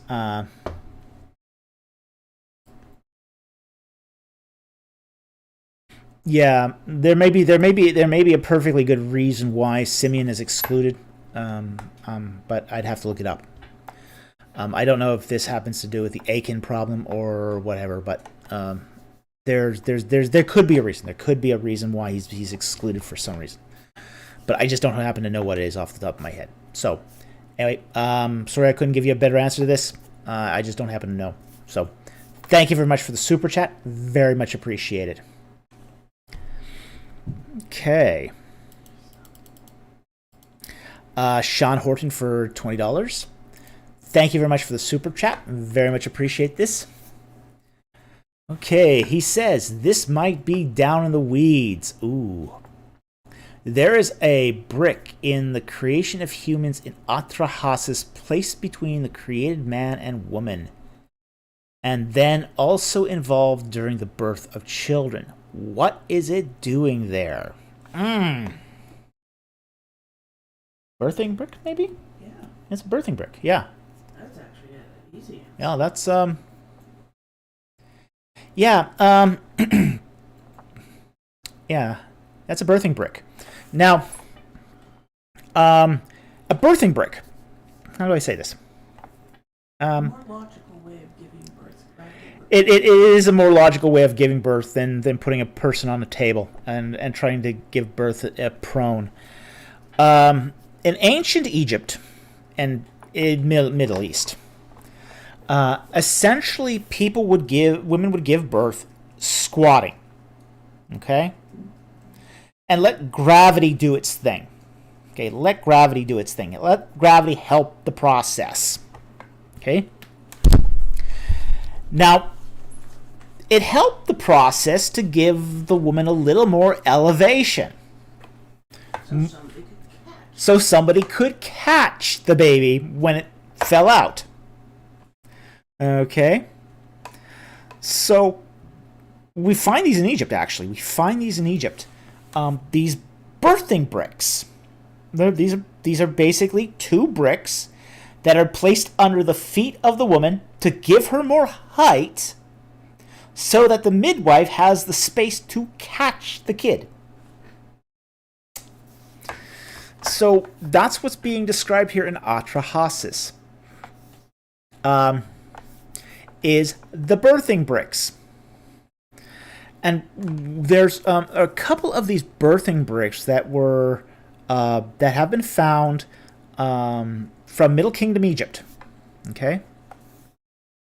And they have they're decorated in faience, so they're actually very colorful. They're beautiful bricks. They're not just a couple of mud bricks. These are they are fired ceramic.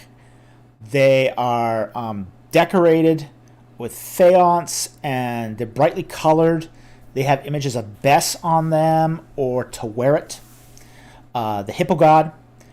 Bes is the dwarf god. He's really a nasty deity, but for some reason in Egypt, he's also considered to be a protector during childbirth. And so is the hippo goddess Taweret. So Taweret and Bes are... Moon Knight, yes, Moon Knight.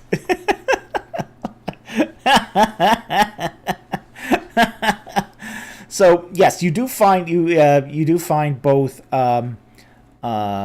Taweret and Bes on these birthing bricks, portrayed on these birthing bricks, who are supposed to protect the mother and the child as she gives birth.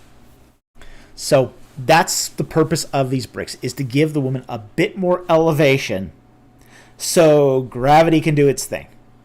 Okay? So that's what the bricks are doing there. And we're definitely talking about here, birthing bricks. And we do see these in ancient Egypt. I think there's even a reference to birthing bricks even in the Bible too.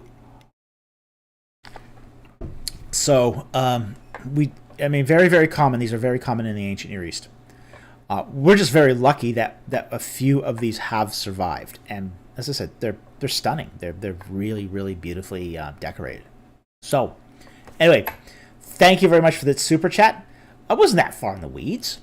No, this was not far in the weeds at all. This is germane. This is on topic. So, totally cool. We're good. Thank you for the super chat. Very much appreciate it. Okay.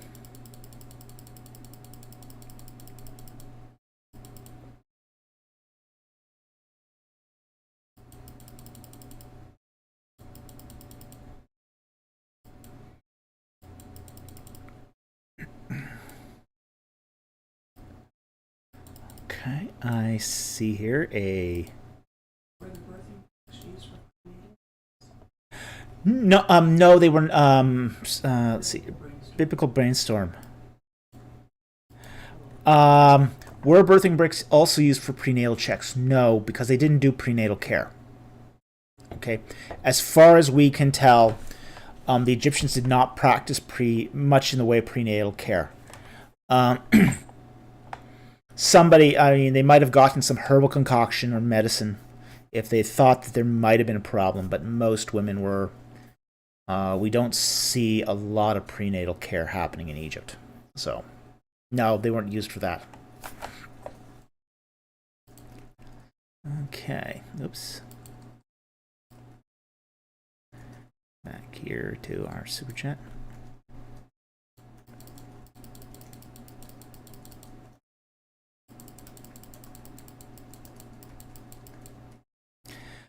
Cole Walker for $10. Thank you very much for the super chat. Hi, Dr. Falk. Any more videos planned in exploring the Spirit World series? Yes. In fact, we got one in the can. I try to record videos roughly 4 at a time. In this last batch, we've done one on demons. Okay? So that's coming up. Not Monday. We've got another video planned for Monday. But we are going to be doing more on the Spirit World. So we're not done with the Spirit World yet. And the next installment of the Spirit World will be done on demons. So absolutely, we're doing more in this series. We like that series. We think it's people have responded very well to it. But we also want to make sure we have that we're doing. One of the difficulties we have is because people do love the biblical content. People absolutely love the biblical content. But we also want to make sure we also keep a good balance of Egyptian content as well. So we try to make sure that there's a balance between our viewers who are here for the Egyptian content versus those who are here primarily for the Egyptian and the ancient Near Eastern content, as well as those who are here for, more biblical content. So we are trying to keep the channel balanced. Which is why we don't dump one series all at once. Which is why we'll do something in one series and then switch over to, say, another series or another. Or a different topic. So we try to keep our topics rotating here. Just so, people don't lose interest. But yes, the next, it won't be, I don't know when the next one, is it 2 weeks from now? Let me just double check my schedule here, my release schedule.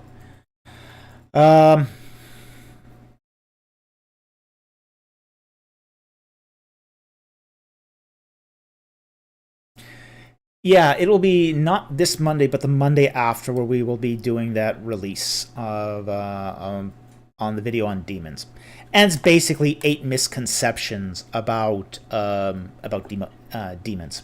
So that's going to be the content of that next installment in the series. So anyway, thank you for the super chat.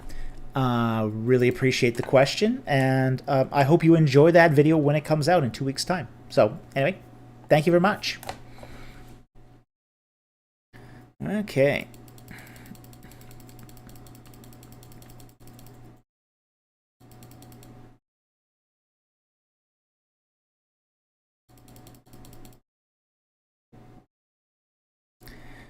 We've got a Aleko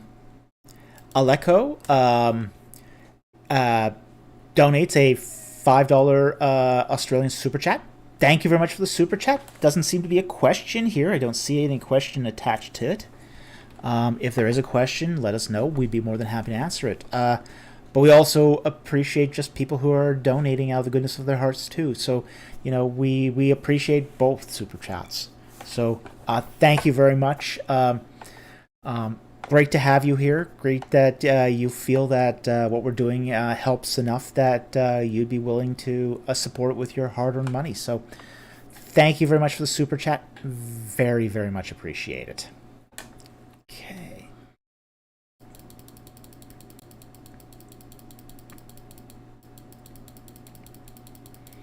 And it looks like we got one more super chat here, and then we'll go back to non-super chats for a little while. Okay, Jared Gilmore for $5. Thank you very much for the super chat. Very much appreciated. What type of entertainment was popular for ancient Egyptians, both commoners and nobles? Did they have theaters and plays? Okay. It's a good question. They did not have theaters and plays until the Hellenistic period.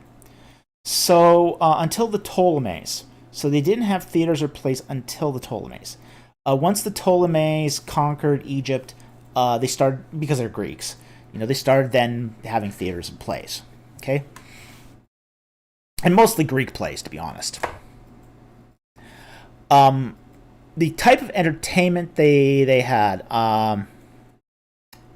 they played board games. Okay? They loved board games. Senate was probably the game of par excellence. Now, we find a lot of Senate boards in Egyptian tombs, Senate pieces, and it's essentially this sort of wood box with spaces on it, and nobody knows the rules to Senate as much as people would. People have standardized a modern set of rules for Senate, but nobody knows if those rules are the same as the original Senate rules. Okay.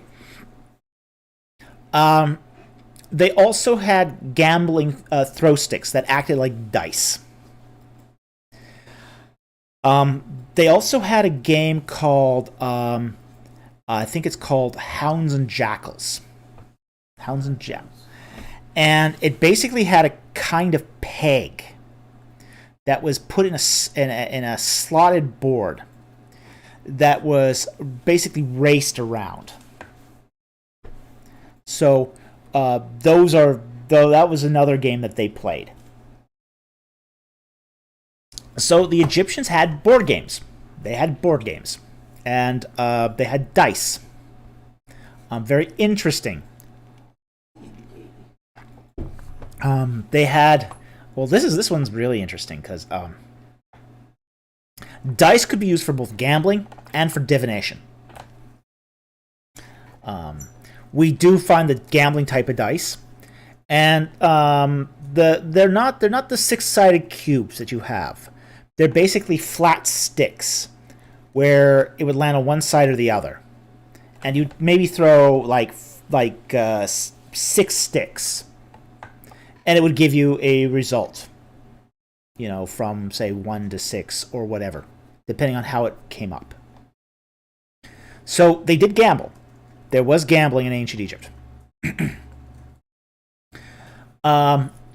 also had music. They did play music for entertainment. And they had dance. So there would be displays of music and dance. So there were kinds of entertainment in ancient Egypt. But they didn't have plays, they didn't have theaters. As far as the access to that, amongst the nobles, they had dance and music was more for the nobles. It was definitely more for the nobles. Commoners did have gambling.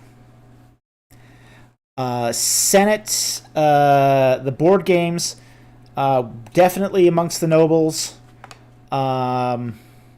You did find it also in the middle class. Below the middle class, you then had pretty much the only entertainment was then gambling, and they also told creation myths too. They told each other, stories.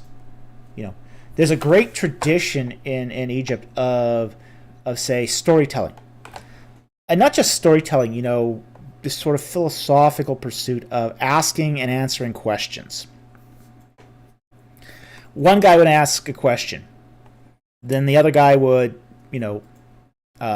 try to answer the question and then ask his own question back. There'd be sort of this back and forth, asking and answering questions with each other. And they would while away the night to do this. And they did this back in Egyptian days, and they still do this today. It was very, very interesting when I was at Abu Simbel. I'd been out on a late photography thing, and then I came back to the hotel. And at the front gate was the gatekeeper having tea with one of the guards from Abu Simbel. And they were pursuing this sort of back and forth of question and answering. And, even though I don't speak Arabic, I could pick up, just from my knowledge of Semitics, I could pick up some of what they were asking each other. I heard Abram, Navi, prophet, Melech, king, and David. So I was able to pick up something. I could hear them actually talk about the Old Testament with each other. One guy as a Coptic Christian, one guy as a Muslim. So they were asking each other questions about the Old Testament. So that's how they would while away the nights. So yeah, they had entertainment. They definitely had entertainment, but again, it does sometimes the entertainment is more class oriented than others. So definitely board games, dancing, music, gambling are sort of the big common entertainments. Amongst the upper classes too, you also get like feats of prowess as well. Wouldn't quite say like sports, but almost it fills a similar function. Like, for example, being able to ride a chariot and be able to hit a target while you're moving with a bow and arrow. Considered to be a big feat of prowess. So anyway, I hope that answers your question. Thank you very much for the super chat. Very much appreciated. We also got a few more super chats in, so we'll take those. Mystery Flavor for $10. Thank you very much for the super chat. Very much appreciated. What role did the concept of primordial chaos play in Egyptian beliefs, and how does that compare and contrast with the Old Testament? Okay. The primordial chaos is not quite what you'd see, for example, in, say, Mesopotamian myth. The Egyptian creation myths are born out of water. Okay, so when they're thinking the primordial, the way the world was before the gods, before theogony, basically people, the creation of the gods themselves. They just thought there was water. Now, this does make sense since Egypt is a river culture. It's a culture that sees creation and destruction every year by the rising and falling of the Nile. So for them, it makes total sense that you have a flood. Everything's covered in water, and then those waters recede to reveal the dry land. So I think much of what we find, for example, in Genesis 1, where the Holy Spirit dwells upon the face of the deep, where he has to separate the waters. I think that's very reminiscent of, say, Egyptian primordial view of creation. In Genesis 1:2, bring up the Bible here. And the earth was formless and void. Interesting, I was just at a paper where this was talked about just a couple days ago. That formless and void. It's really there is no, say, root lexeme for void here. It's almost like how do I say this? There's an intentional rhyme here of they basically said emptiness and schmemptiness is basically what's being almost discussed here, because it's meant to rhyme, but not necessarily have that meaning of being void. There's not a root lexeme there that sort of gives us a solid lexicographical foundation for bohu. Okay. And darkness was over the surface of the deep. And here, surface here is pane, its face, over the face of the deep. And the Spirit of God was moving over, again, the face of the waters. Okay, so here again, we do have something like, for example, the Egyptian creation myth, where you have that water, and that creation is being born out of the water. The gods are being created, and then from there, you've got that the waters being separated so that the dry land appears. Okay, so I think Genesis 1 here is very much an attempt, and this section of the Old Testament is very, very much an attempt to engage that Egyptian myth, but also to engage the other myths of the ancient Near East as well.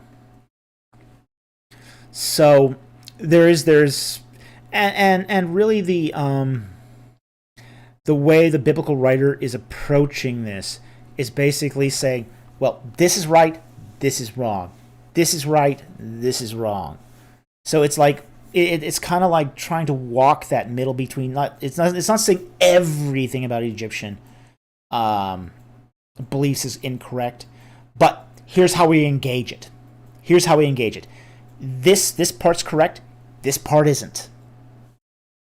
So what we have here, like for example, with the earth being formless, and darkness over the face of the deep, and the Spirit of God was moving over the surface of the waters. The Spirit of God is not born out of the waters, like you find in Egyptian belief. In the Egyptian belief, Ra is born as an egg out of the waters, and the egg hatches, and you got Ra, and then Ra starts creating things from the waters. It's not like that. So it's saying, okay, the Ra aspect here, wrong. The water aspect, right. So it'll affirm some things and basically deprecate others. And this is what you find in, say, the antimyth here of Genesis 1 is, affirms some things, it denies others. And that's the only way I think it was practical for the ancient Israelites to try to, instead of engage dozens and dozens and dozens and dozens and dozens of myths, instead of trying to engage every other myth in ancient Near Eastern culture, it just made it so that it's presenting a myth that can sort of has the versatility, the virtuosity to engage other aspects of other myths. So I think that's what's going on in, say, the first several chapters of Genesis. There is an engagement with Egyptian beliefs. Sometimes it confirms it, sometimes it doesn't. So it does compare and contrast, as your question suggests. But sometimes it compares it, sometimes it contrasts it. So anyway, thank you very much for this super chat. Very much appreciated, and I hope that answered your question. Okay, I see another question by Angel WVM again. For $5. Thank you very much for the super chat. Did ancient Egyptians or Israelites celebrate birthdays? Well, they recognized birthdays. They didn't, as far as we can tell, they didn't really celebrate them. Some of this, I think, comes out of, celebrating birthdays is actually pretty recent in human history. I think the first recorded account of a birthday celebration was by some French noble in the 15th century, something like that, 15th, 16th century. So it's not something that's goes that far back. It's very recent. We like to think that some of our traditions have been around forever, and they really haven't been. They really haven't been. Like, for example, the quote tradition of giving Christmas presents. You can thank Macy's in the 19th century. I think it was Macy's that was responsible for starting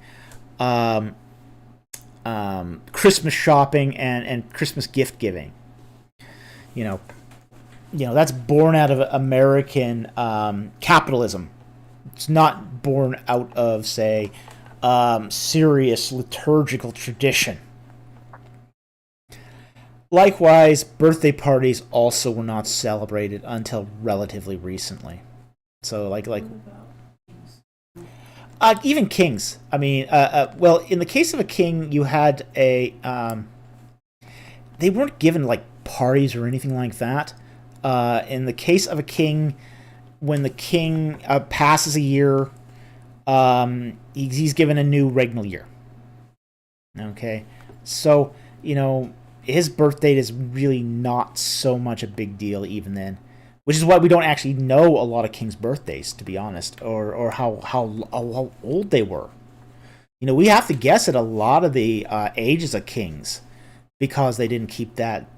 They didn't keep that information. It wasn't important. How old a king was. I mean, as long as he could still do his duties, they didn't care how old he was. Almost every king had a bunch of crown princes lined up, or a crown prince and several backups lined up should he kick off. So if he got old, it wasn't that big of a deal. So, even kings, their birthdays weren't really celebrated. So, it's just one of those things that, is modern. It's really modern, the whole celebration of birthdays. We don't find it in Israelite culture. We don't really find it in Egyptian culture either. So, thank you very much for the super chat. Very much appreciate it. I hope that answered your question, and we do appreciate your support of this channel. Okay, I think that is the last super chat. If I'm right, I'm right. It's the last super chat. So let's take a few non-super chats. And again, I am scanning for questions that start with a Q and a colon.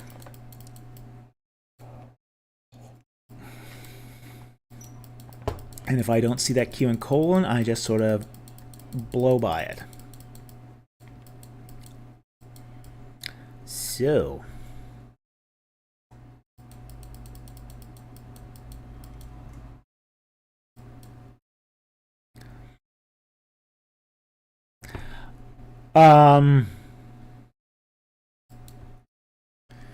Warrior Most High, question, what is verification level is too high? I haven't used Discord much, so I don't know what that is. I don't know either.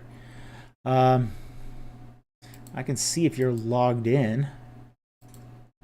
Let's see here.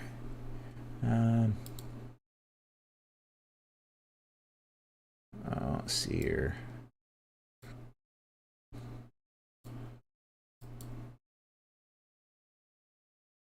I got Brick Creation here. Mr. Rich B.O.B. is here. Is already on Discord.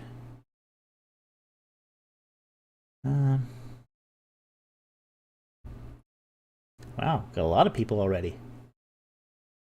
Cool.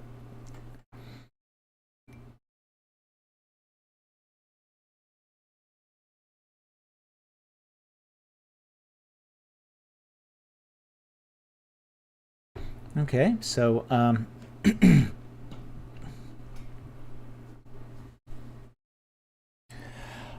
don't know what that means. I can always ask the administrator and find out what it means. Verification level is too high, so we'll see. I'll look into it. So, I can actually put a little message here and see see if he responds.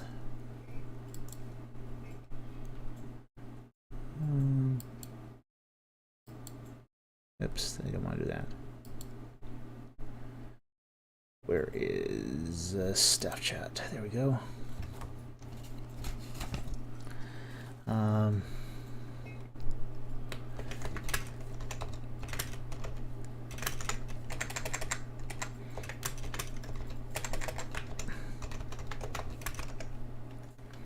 So let me just copy and paste that.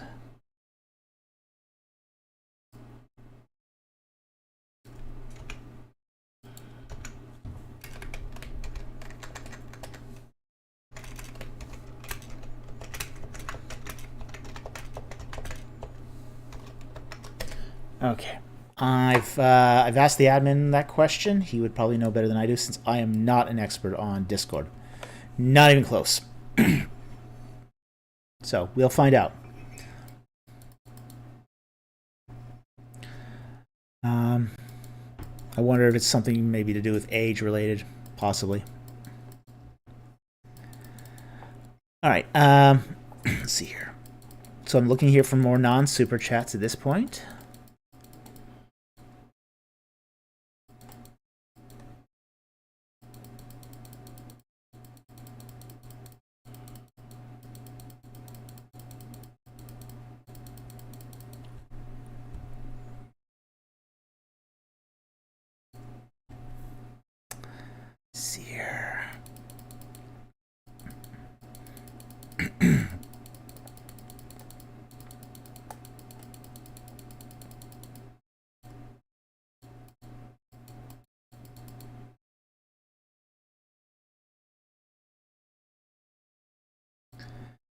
Okay, I actually see a question here that I will answer, even though does not have a Q in front of it. Sam Rosenstock, was Akhenaten a monotheist? Have you read Jan Osman's book on him? Yes, I have. I've read his book on him. I don't agree with him. Akhenaten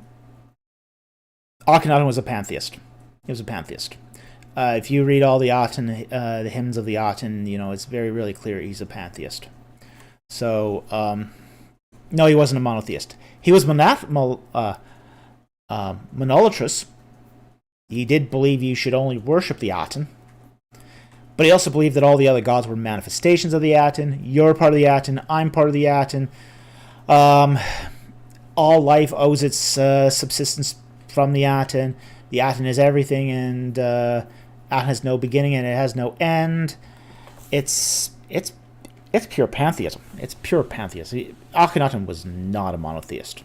He was not a monotheist, and not by any stretch of the imagination. So, while I respect Jan Asman, I don't agree with him here. In fact, I don't agree with many of the writers that have written on this subject, because they didn't go back to the original source texts and really not engage the source texts. So that's my opinion on that one.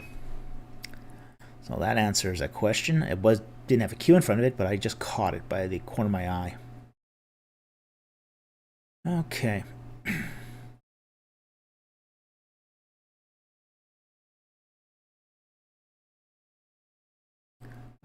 see here.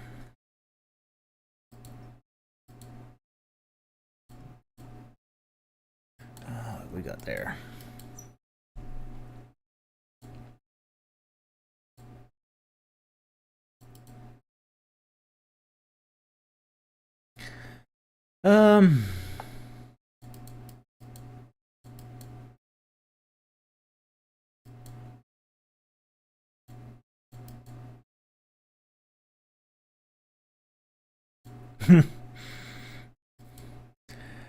Is that the same Book of the Dead used to summon, is from Andrew Grimm, is that the same Book of the Dead used to summon the mummy in the movie The Mummy?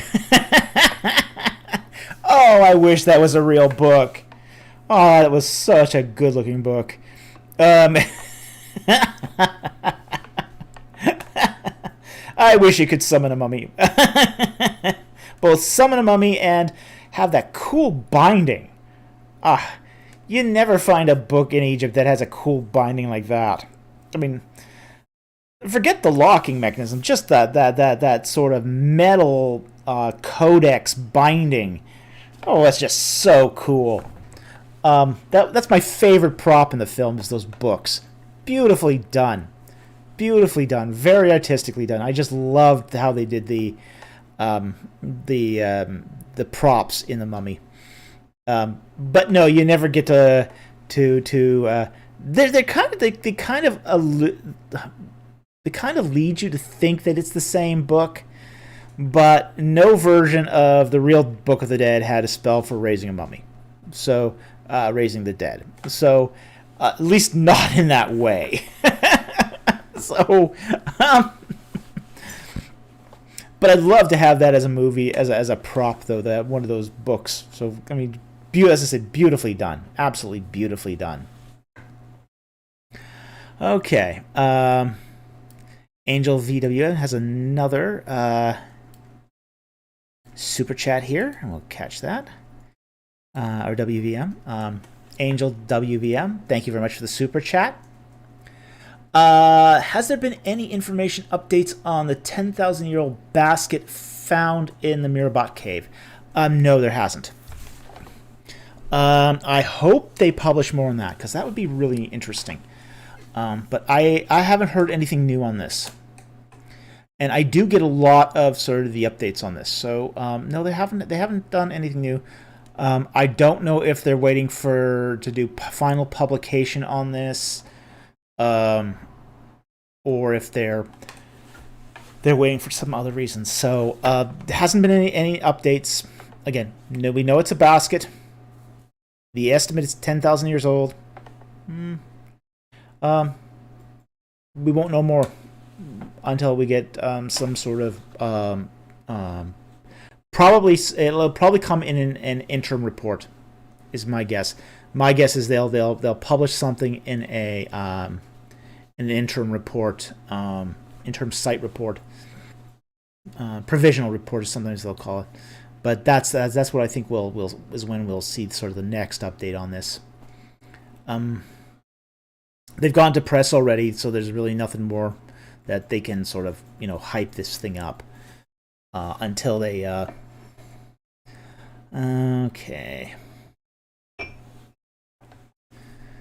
I see we are still having some difficulties here. So, Aliko, which channel are you in? Discord is not letting me write a message, he said.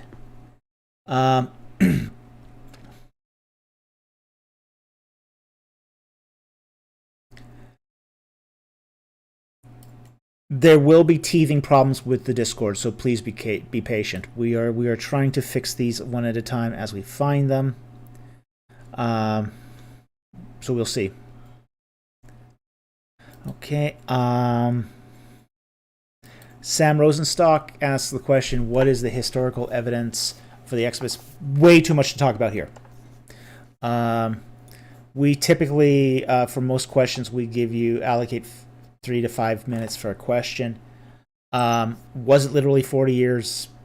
Well, 40 years from when? Are you talking about the wandering in the Sinai? Are you talking about Moses, his exile?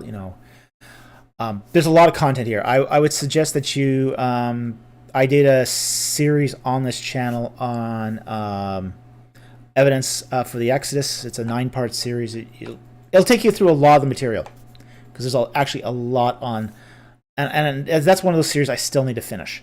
There's still several parts I do need to continue to develop for the evidence for the Exodus. So, all the people say there's no evidence. Yeah. You're still flowing through it. Yeah, people say there's no evidence for the Exodus. And yet here I am still making videos on the Exodus. Like, I've made something like, I think I've made like 15, 16 videos on the Exodus in total. I'm still making videos on the Exodus. I don't know if I'll ever be free of doing videos on the Exodus, honestly. Um, they keep telling me there's no evidence. I keep finding lots of evidence. So yeah, there's too much to go into here. Just, I would recommend you go on to my channel and actually look at some of the playlists. And basically, that'll give you a good start. Okay.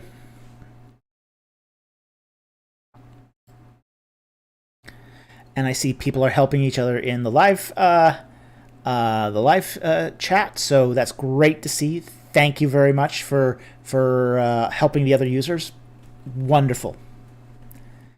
Okay. So we'll take a few more non-super chats, and then we will call it a night. Because I'm getting hungry. I haven't had anything to eat.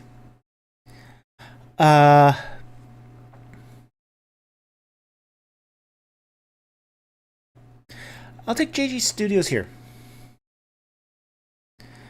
Thoughts on the progression of Sheol to modern-day fire, brimstone, hell.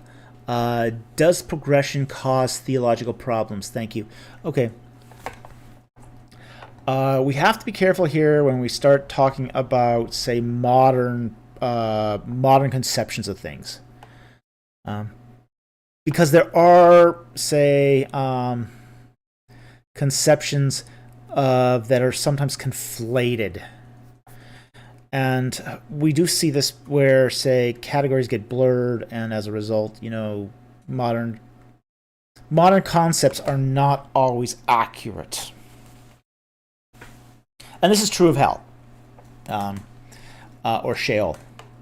Now, in the Hebrew, Sheol just means the grave. That's all it means. There is, say, part of it which was not bad to live in. There was another part of it that's not very pleasant to live in. Okay? As, say, a holding cell for the reprobate, it wasn't meant to be comfortable. But the sort of the modern fire and brimstone hell sort of owes its approach to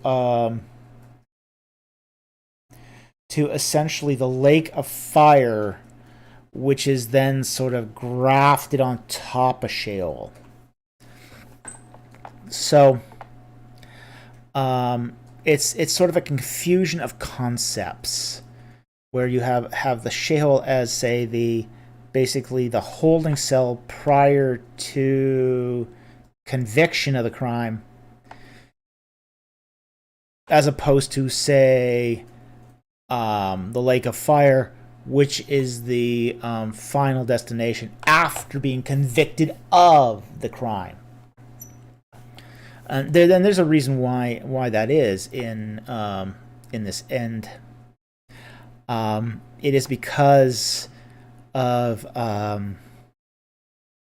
that the Great White Throne Judgment is at the end of the age. Basically, everybody's deeds are exposed and judged. Because here's the thing: our lives are not limited to our time here. We make decisions that affect the future. The good we do can have good consequences going on forward. The evil we do can have negative consequences going forward.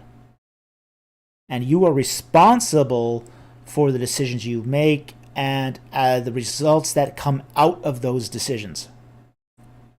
Okay? So given those circumstances, Sheol has to be sort of a separate holding area before final judgment is actually done.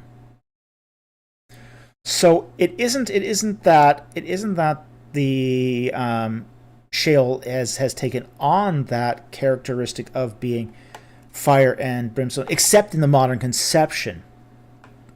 But that's because, you know, the modern conception isn't always theologically very sound.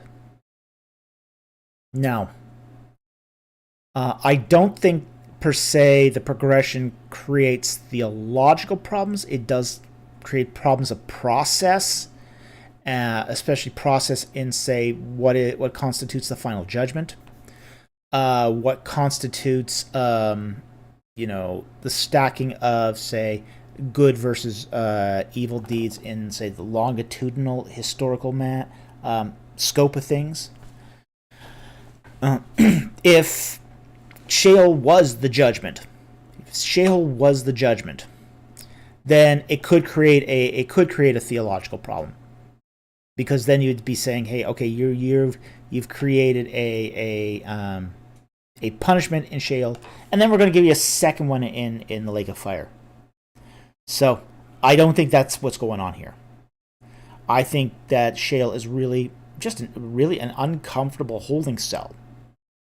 Until you have to, place a misery of hopelessness. Basically, you're convicted and you're just waiting to see how bad it's really going to get. So, and just like jail is different than prison. Jail is a holding cell. It's not meant to be comfortable. It's meant to be miserable. You're supposed to want to avoid going to jail. But it's also not the final destination of those who are convicted of crimes. It's the holding cell. You're waiting for your conviction. And then once you're convicted, you then go to prison. And there you serve your sentence. Sheol serves a similar function. It's the jail. It's not comfortable. It's not supposed to be comfortable. You have committed a crime. You are going to be punished. So you're not going to have it easy as you wait for that punishment, but it's going to be better than what the punishment will be when you are finally sent to prison or the lake of fire. You're going to miss Sheol. Essentially, if you end up in the lake of fire, you're going to really miss Sheol. Sheol will seem like a rockin' good time. Okay? Sam Rosenstock's got a follow-up non-super chat question. Is it true there is no reward in the afterlife? Okay, let me find the question here. There's one. Okay, I see it. Sam Rosenstock asks, is it true that there was no reward in the afterlife in the Old Testament? Well, there's definitely punishment in the Old Testament in the afterlife, and we see that at the end of Daniel. So yeah. There's... But at the same time, too, we're not actually given a fully fleshed out picture of what the afterlife is. And some of this is the way that the Old Testament is written, too. The Old Testament takes a very interesting approach to what's called inaugurated eschatology. Basically, what happens to you after you die.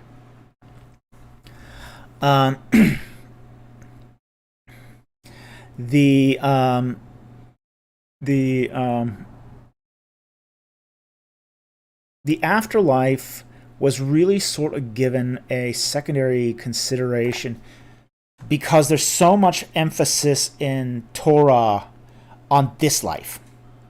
See, the function of Torah seems to be, if you get it right in this life, you don't have to worry about the next. The next really takes care of itself.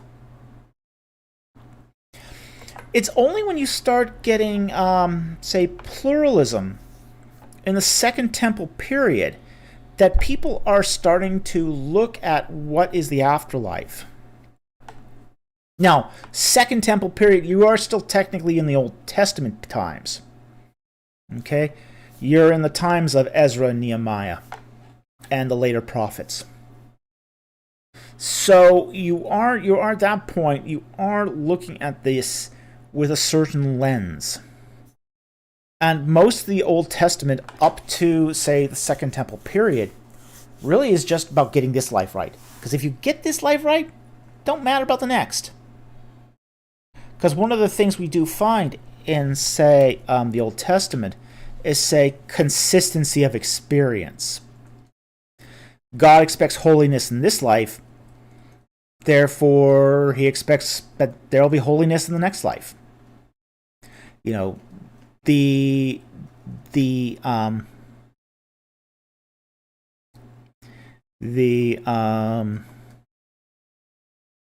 oh, what's it called now?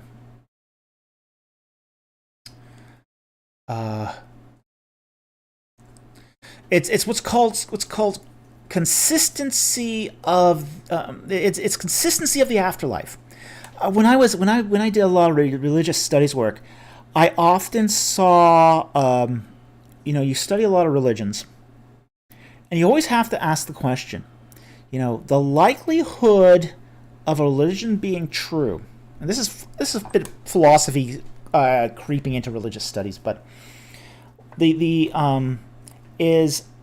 the expectation in the afterlife going to be similar to the way you lived in this life? Okay, you do get religions that do talk about who expect you to live one way in this life and abandon all that once you get to the next life. Those particular religions are less likely to be true than religions that expect you to behave one way in this life and expect you to live the exact same way in the afterlife. So the whole idea of Torah is that you are living a holy life that's pleasing to God. So if you're living a holy life that's pleasing to God, and God himself is holy, then there's that it's an unwritten expectation, but it's there, that you will be living a holy life in the afterlife. It's consistency of experience from this life to the next. So the whole matter of rewards, we find that a lot in the New Testament. It's really a New Testament concept, but there's nothing saying, though, that it couldn't apply also. There's nothing in the Old Testament that denies it either. So it's not something that the Old Testament speaks about. So I hope that answers your question. And sometimes when the Old Testament is silent, you do have to wait for further revelation to come along to clarify what the situation actually is. Which is why we do find more talk about the afterlife in the Second Temple period. Because the concerns of, say, the Old Testament writers have shifted from, say, a theological kingdom of Israel to now a pluralistic Babylonian empire. So, anyway, thank you very much for the questions. Very interesting question. Okay, there's a question here I saw that I just want to nail. Someone, the person asks, are there any reasons why you object to Catholicism or Eastern Orthodoxy? Who said I object to Catholicism or Eastern Orthodoxy? I don't object to Catholicism or Eastern Orthodoxy. Obviously, I'm not both Catholic and Eastern Orthodox. Or maybe something else. I have no objection to Catholics, Roman Catholics, Eastern Orthodox, Protestants, fundamentalists. Yes, I will get on any one of these cases at any particular fine theological point.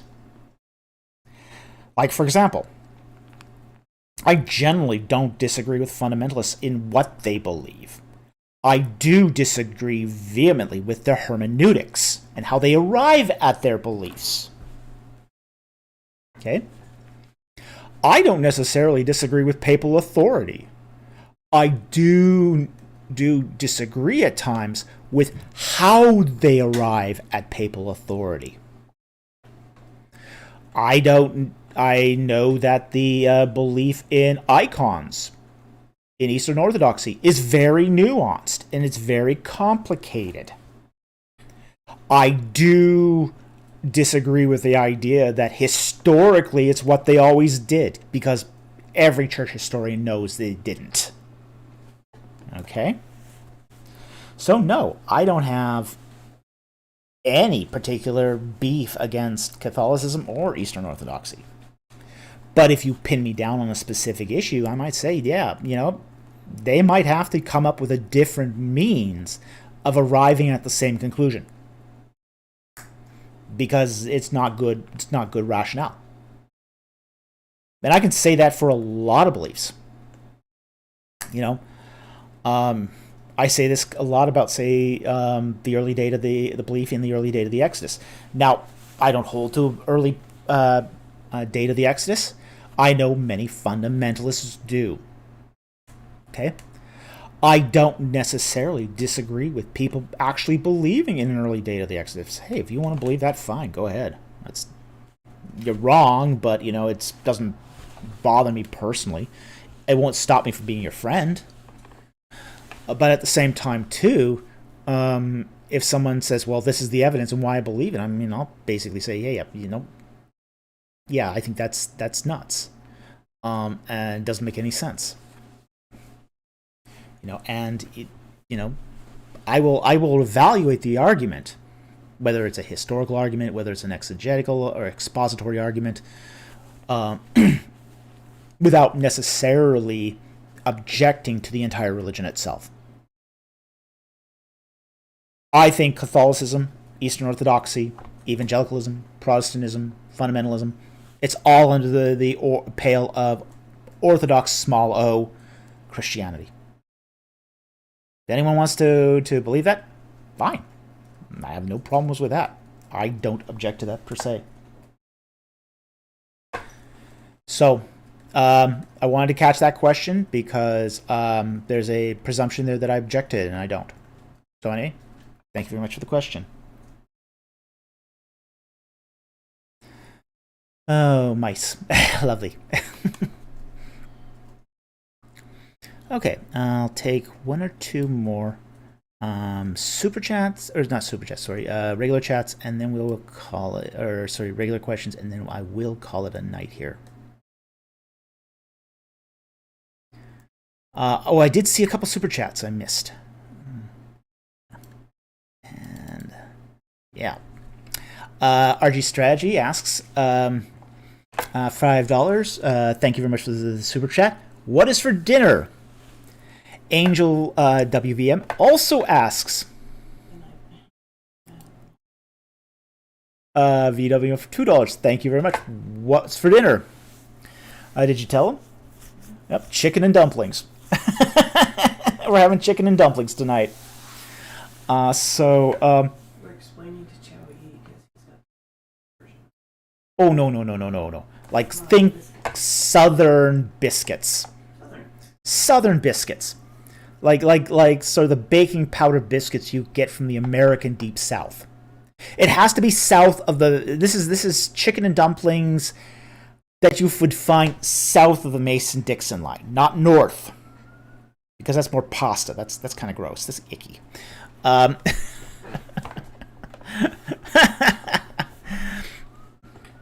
So anyway, big fluffy southern biscuits with a good,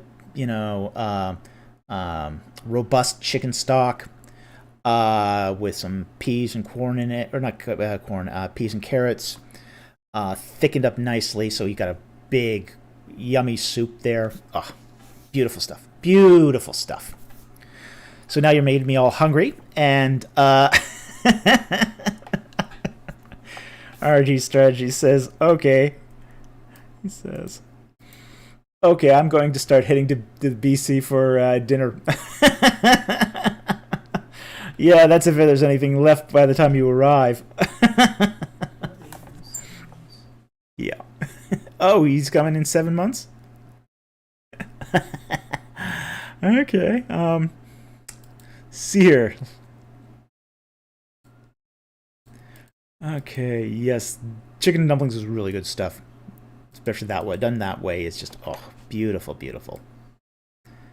Alright, and then I am going to take a couple more. And then we are definitely calling it a night here, so.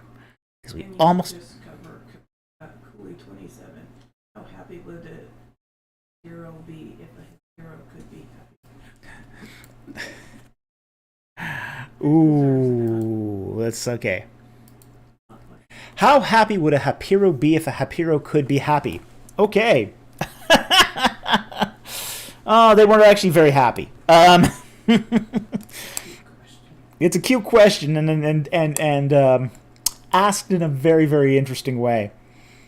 They were bums.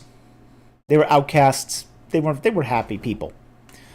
So some of them were mercenaries, but most of them were outcasts, and that's sort of what defined a hapiro is they were outcasts. So,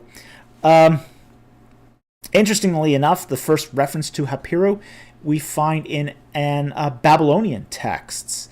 Basically, Amorite invaders used hapiro to bolster some of their troops. So we do find very, very early references to hapiro. We also find them spread out all across the ancient Near East. They're not confined to one place. They're all over the place. We find them in Egypt. We find them in Levant. We find them in Lebanon, in Hatti, in Turkey, northern Mesopotamia, as far south as Babylon. So, we find them all over the place. And they do seem to be in the wrong place at the wrong time for them to be Israelites. So, it just seems to be a class distinction. Every major text we have of the hapiro seems to be a class distinction, not an ethnicity.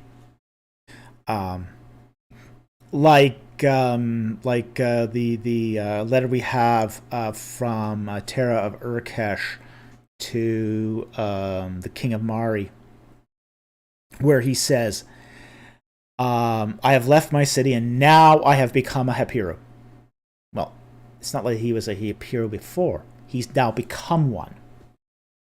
So, he's come an outcast. So, that's... So, I think that there's... That was a cute question. I really enjoyed that. How happy would a happy be if a hapiro could be happy? Not very. Not very happy. Not at all.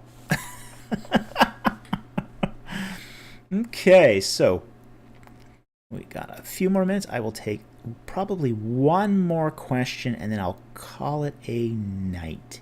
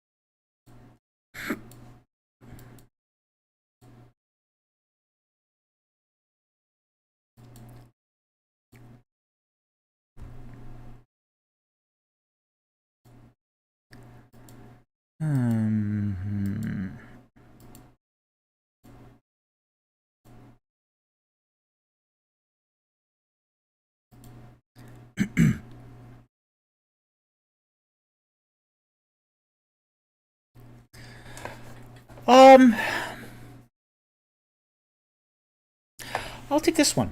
And I think this will be our final question of the night here from Swiftsy. What are your thoughts on the current wave of apologetics? Like Frank Turek, William Lane Craig, Sean McDowell, etc. Yay or nay? I'm going to say this. Mileage is going to vary. Really. And I'm not going to touch on any of these ones specifically. Okay.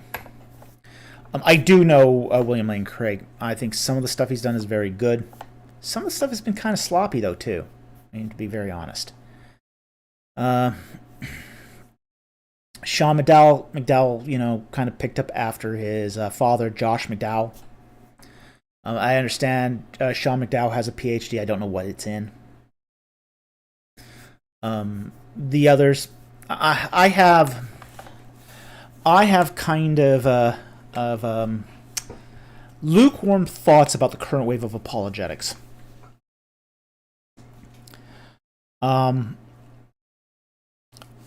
Apologetics is an interdisciplinary field. It's an interdisciplinary field. You should have a lot of church history. a lot of theology, a lot of systematic, not just biblical theology, but systematic theology. You should know some biblical exegesis because you are, which means knowing the languages, Greek and Hebrew, since much of what you do, rests on the turn of a word sometimes. Like for example, Genesis 12. We know Genesis 12 falls directly after Genesis 11 because of the consecutive vav there. Well, how are you going to know what that is unless you've done your Hebrew? I think a lot of the current crop. Let's put this in terms of crops instead of waves. The current crop of apologetics hasn't always been that good. Sometimes it's good, sometimes it's very good. But again, mileage is going to vary here. Sometimes it's excellent. Sometimes it's pretty crud. And I think why it's so inconsistent has been largely due with, say, the church's relationship to education. Let's get right down to it. Let's not sugarcoat this. The modern evangelical, and here I'm talking about all evangelicals, not just evangelical Protestants and evangelical fundamentalists. I'm talking about evangelical Catholics, evangelical Eastern Orthodox, because they're all involved in apologetics in their own way. I think the current crop of evangelical Christians have had a very tenuous relationship with education. There's an impatience among apologists to often just sort of get into the field without any sort of formal education, without any sort of formal training. And,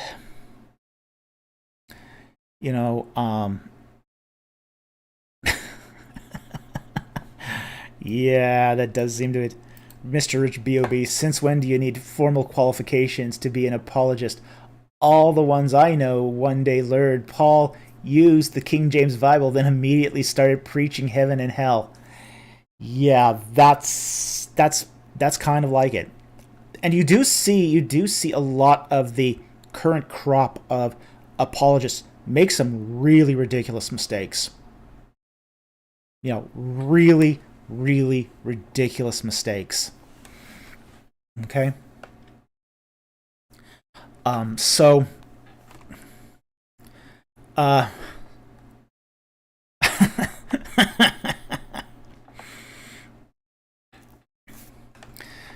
okay. Swiftsea, I think Sean McDowell has his PhD in Christian apologetics from Biola University. Well, it may be. It's hard, though. It's hard for me to even conceptualize of that, actually.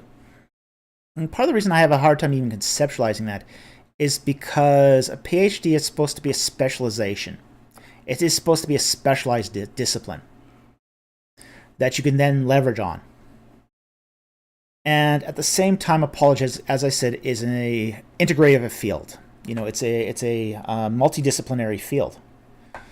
So you're taking little bits from here and there. So I think, the previous crop of apologists, they would do THDs. They would do doctors in theology or doctors in philosophy. These specialized, highly disciplined, highly rigorous fields. Occasionally doctors in church history too. Some did their PhDs in church history. So there was a rigor that you found in the previous crop. Like, for example, New Testament. Those who did in the previous crop of New Testament studies, it wasn't uncommon for people to memorize entire books of the New Testament in Greek. You just don't find that today. You don't find that same sort of rigor. They would all know Greek and Hebrew. But yeah, we don't have the language training that we used to have. We don't have the rigor in our education. And we also find just a general deprecation of education in general. And I think a lot of the current crop of apologists, and I'm not necessarily saying guys like William Lane Craig or Frank Turek or even Sean McDowell. I'm not even talking about those guys. Because those guys are really a cut above your average apologist these days. Your average apologist these days is some guy on YouTube who flunked out of high school. Still lives in his mom's basement and think he can teach the gospel, think he can teach the Bible. And it's an embarrassment. It really is embarrassment. And that seems to be the direction this crop is headed in. William Lane Craig is close to retirement. Let's be honest, he's close to retirement.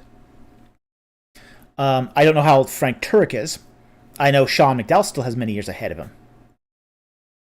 But, even as I say, the William Lane Craigs, the difference between, say, the William Lane Craigs, his generation, and, say, the Sean McDowell generation is vast. It's a 20-year difference in generations. A lot has changed in our culture in 20 years. So I've got some real.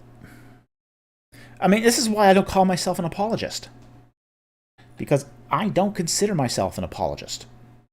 I'm an ancient Near Eastern scholar. That's what I am.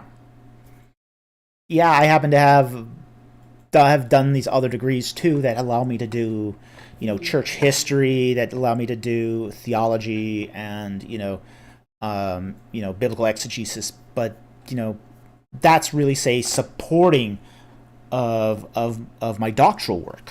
All that supports my doctoral work.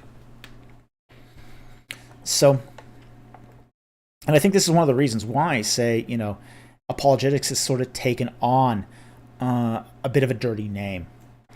It's because we have these dilettantes, these people who are really too stupid to know that they don't know. Too stupid that they don't know that they don't know. And I think it's positive to say wisdom comes. Yeah, but I'm not feeling that positive about that. I should have said that more positively, okay? But these people are, as Rich B.O.B. said, King James Bible in one hand, preaching hell and heaven and hell on the other. They don't know the basic gospel. They don't know the basic gospel. So, I think there's issues. Now, somebody, a person here said, well, IP only had a BA in film for most of his apologetics career and only got his MA in philosophy a week back. And he's turned out fine for most of his apologetic career. He's made some incredible gaffes, too. It hasn't always been fine. I like Michael. He's a friend of mine. Okay? I like him personally. But I also think there has been some problematic moments. The difference with Michael is Yeah. The difference with Michael is humble enough to learn. He's humble enough to follow the data, to admit his errors when he makes them. And I don't see that in a lot of YouTube apologists. I see a lot of YouTube apologists who don't realize they don't know, and they're making these blanket, absolute pronouncements, and it makes them and the entire Christian faith look foolish. And there are secularists who love this, who absolutely love this, because it makes for easy targets. So anyway,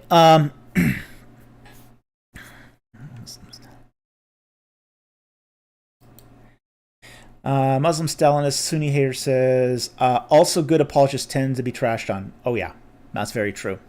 Mike Lacona was a decent apologist and lost his job because he believed the resurrection of the saints was metaphorical, and some evangelicals lost it. Well, I'd like to get some clarification on that, because is he talking about like the first resurrection of the saints as being metaphorical? Like the idea, I think he's talking about here the resurrection of the saints that coincided with, say, the empty tomb.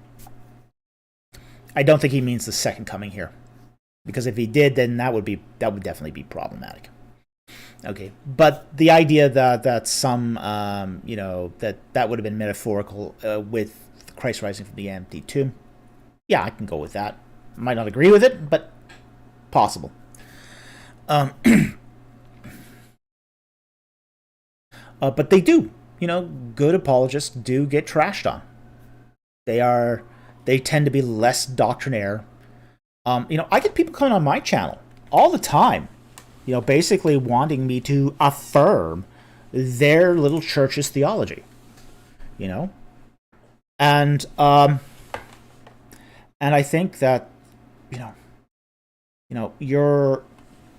you're basically Christian thinkers who are basically at the top of, say, education, of the engagement, your best apologists, they're going to be circumspect when it comes to affirming, denominationalism. But as I said, I get this all the time, where somebody comes on my channel and they'll ask, well, you're a Christian, right? Yeah, I'm a Christian. Well, do you believe in young earth creationism? Well, no. Do you believe in old earth creationism? Well, no. Do you even believe in progressive creationism? Well, no. Well, do you believe in evolution? Well, no. And they'll go on, well, how can you be a Christian and not be a creationist? I affirm the Bible. I affirm the biblical account in Genesis. But you're not a creationist. Not in as it is defined like that. So you're going to get these people who, if you're not using the language of the creeds of their doctrinal statements of their particular church. Yeah, I'm not going to answer that. You've got my answer for that, Mr. Rich B.O.B.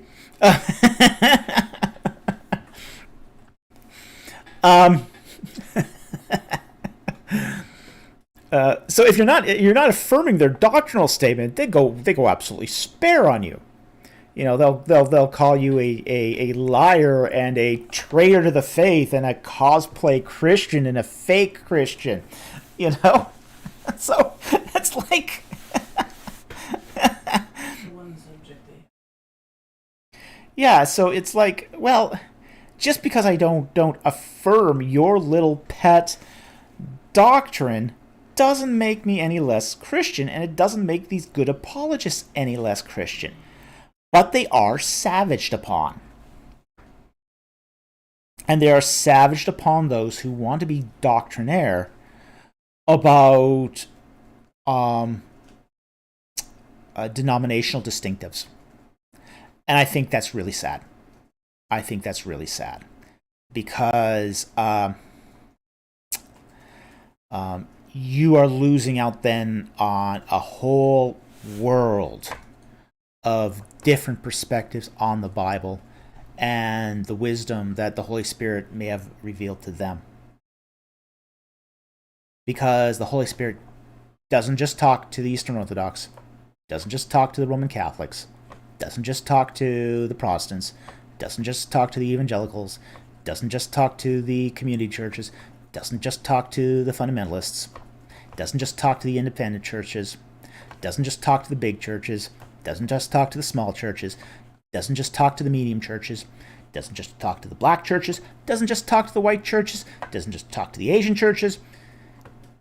The Holy Spirit talks to the church.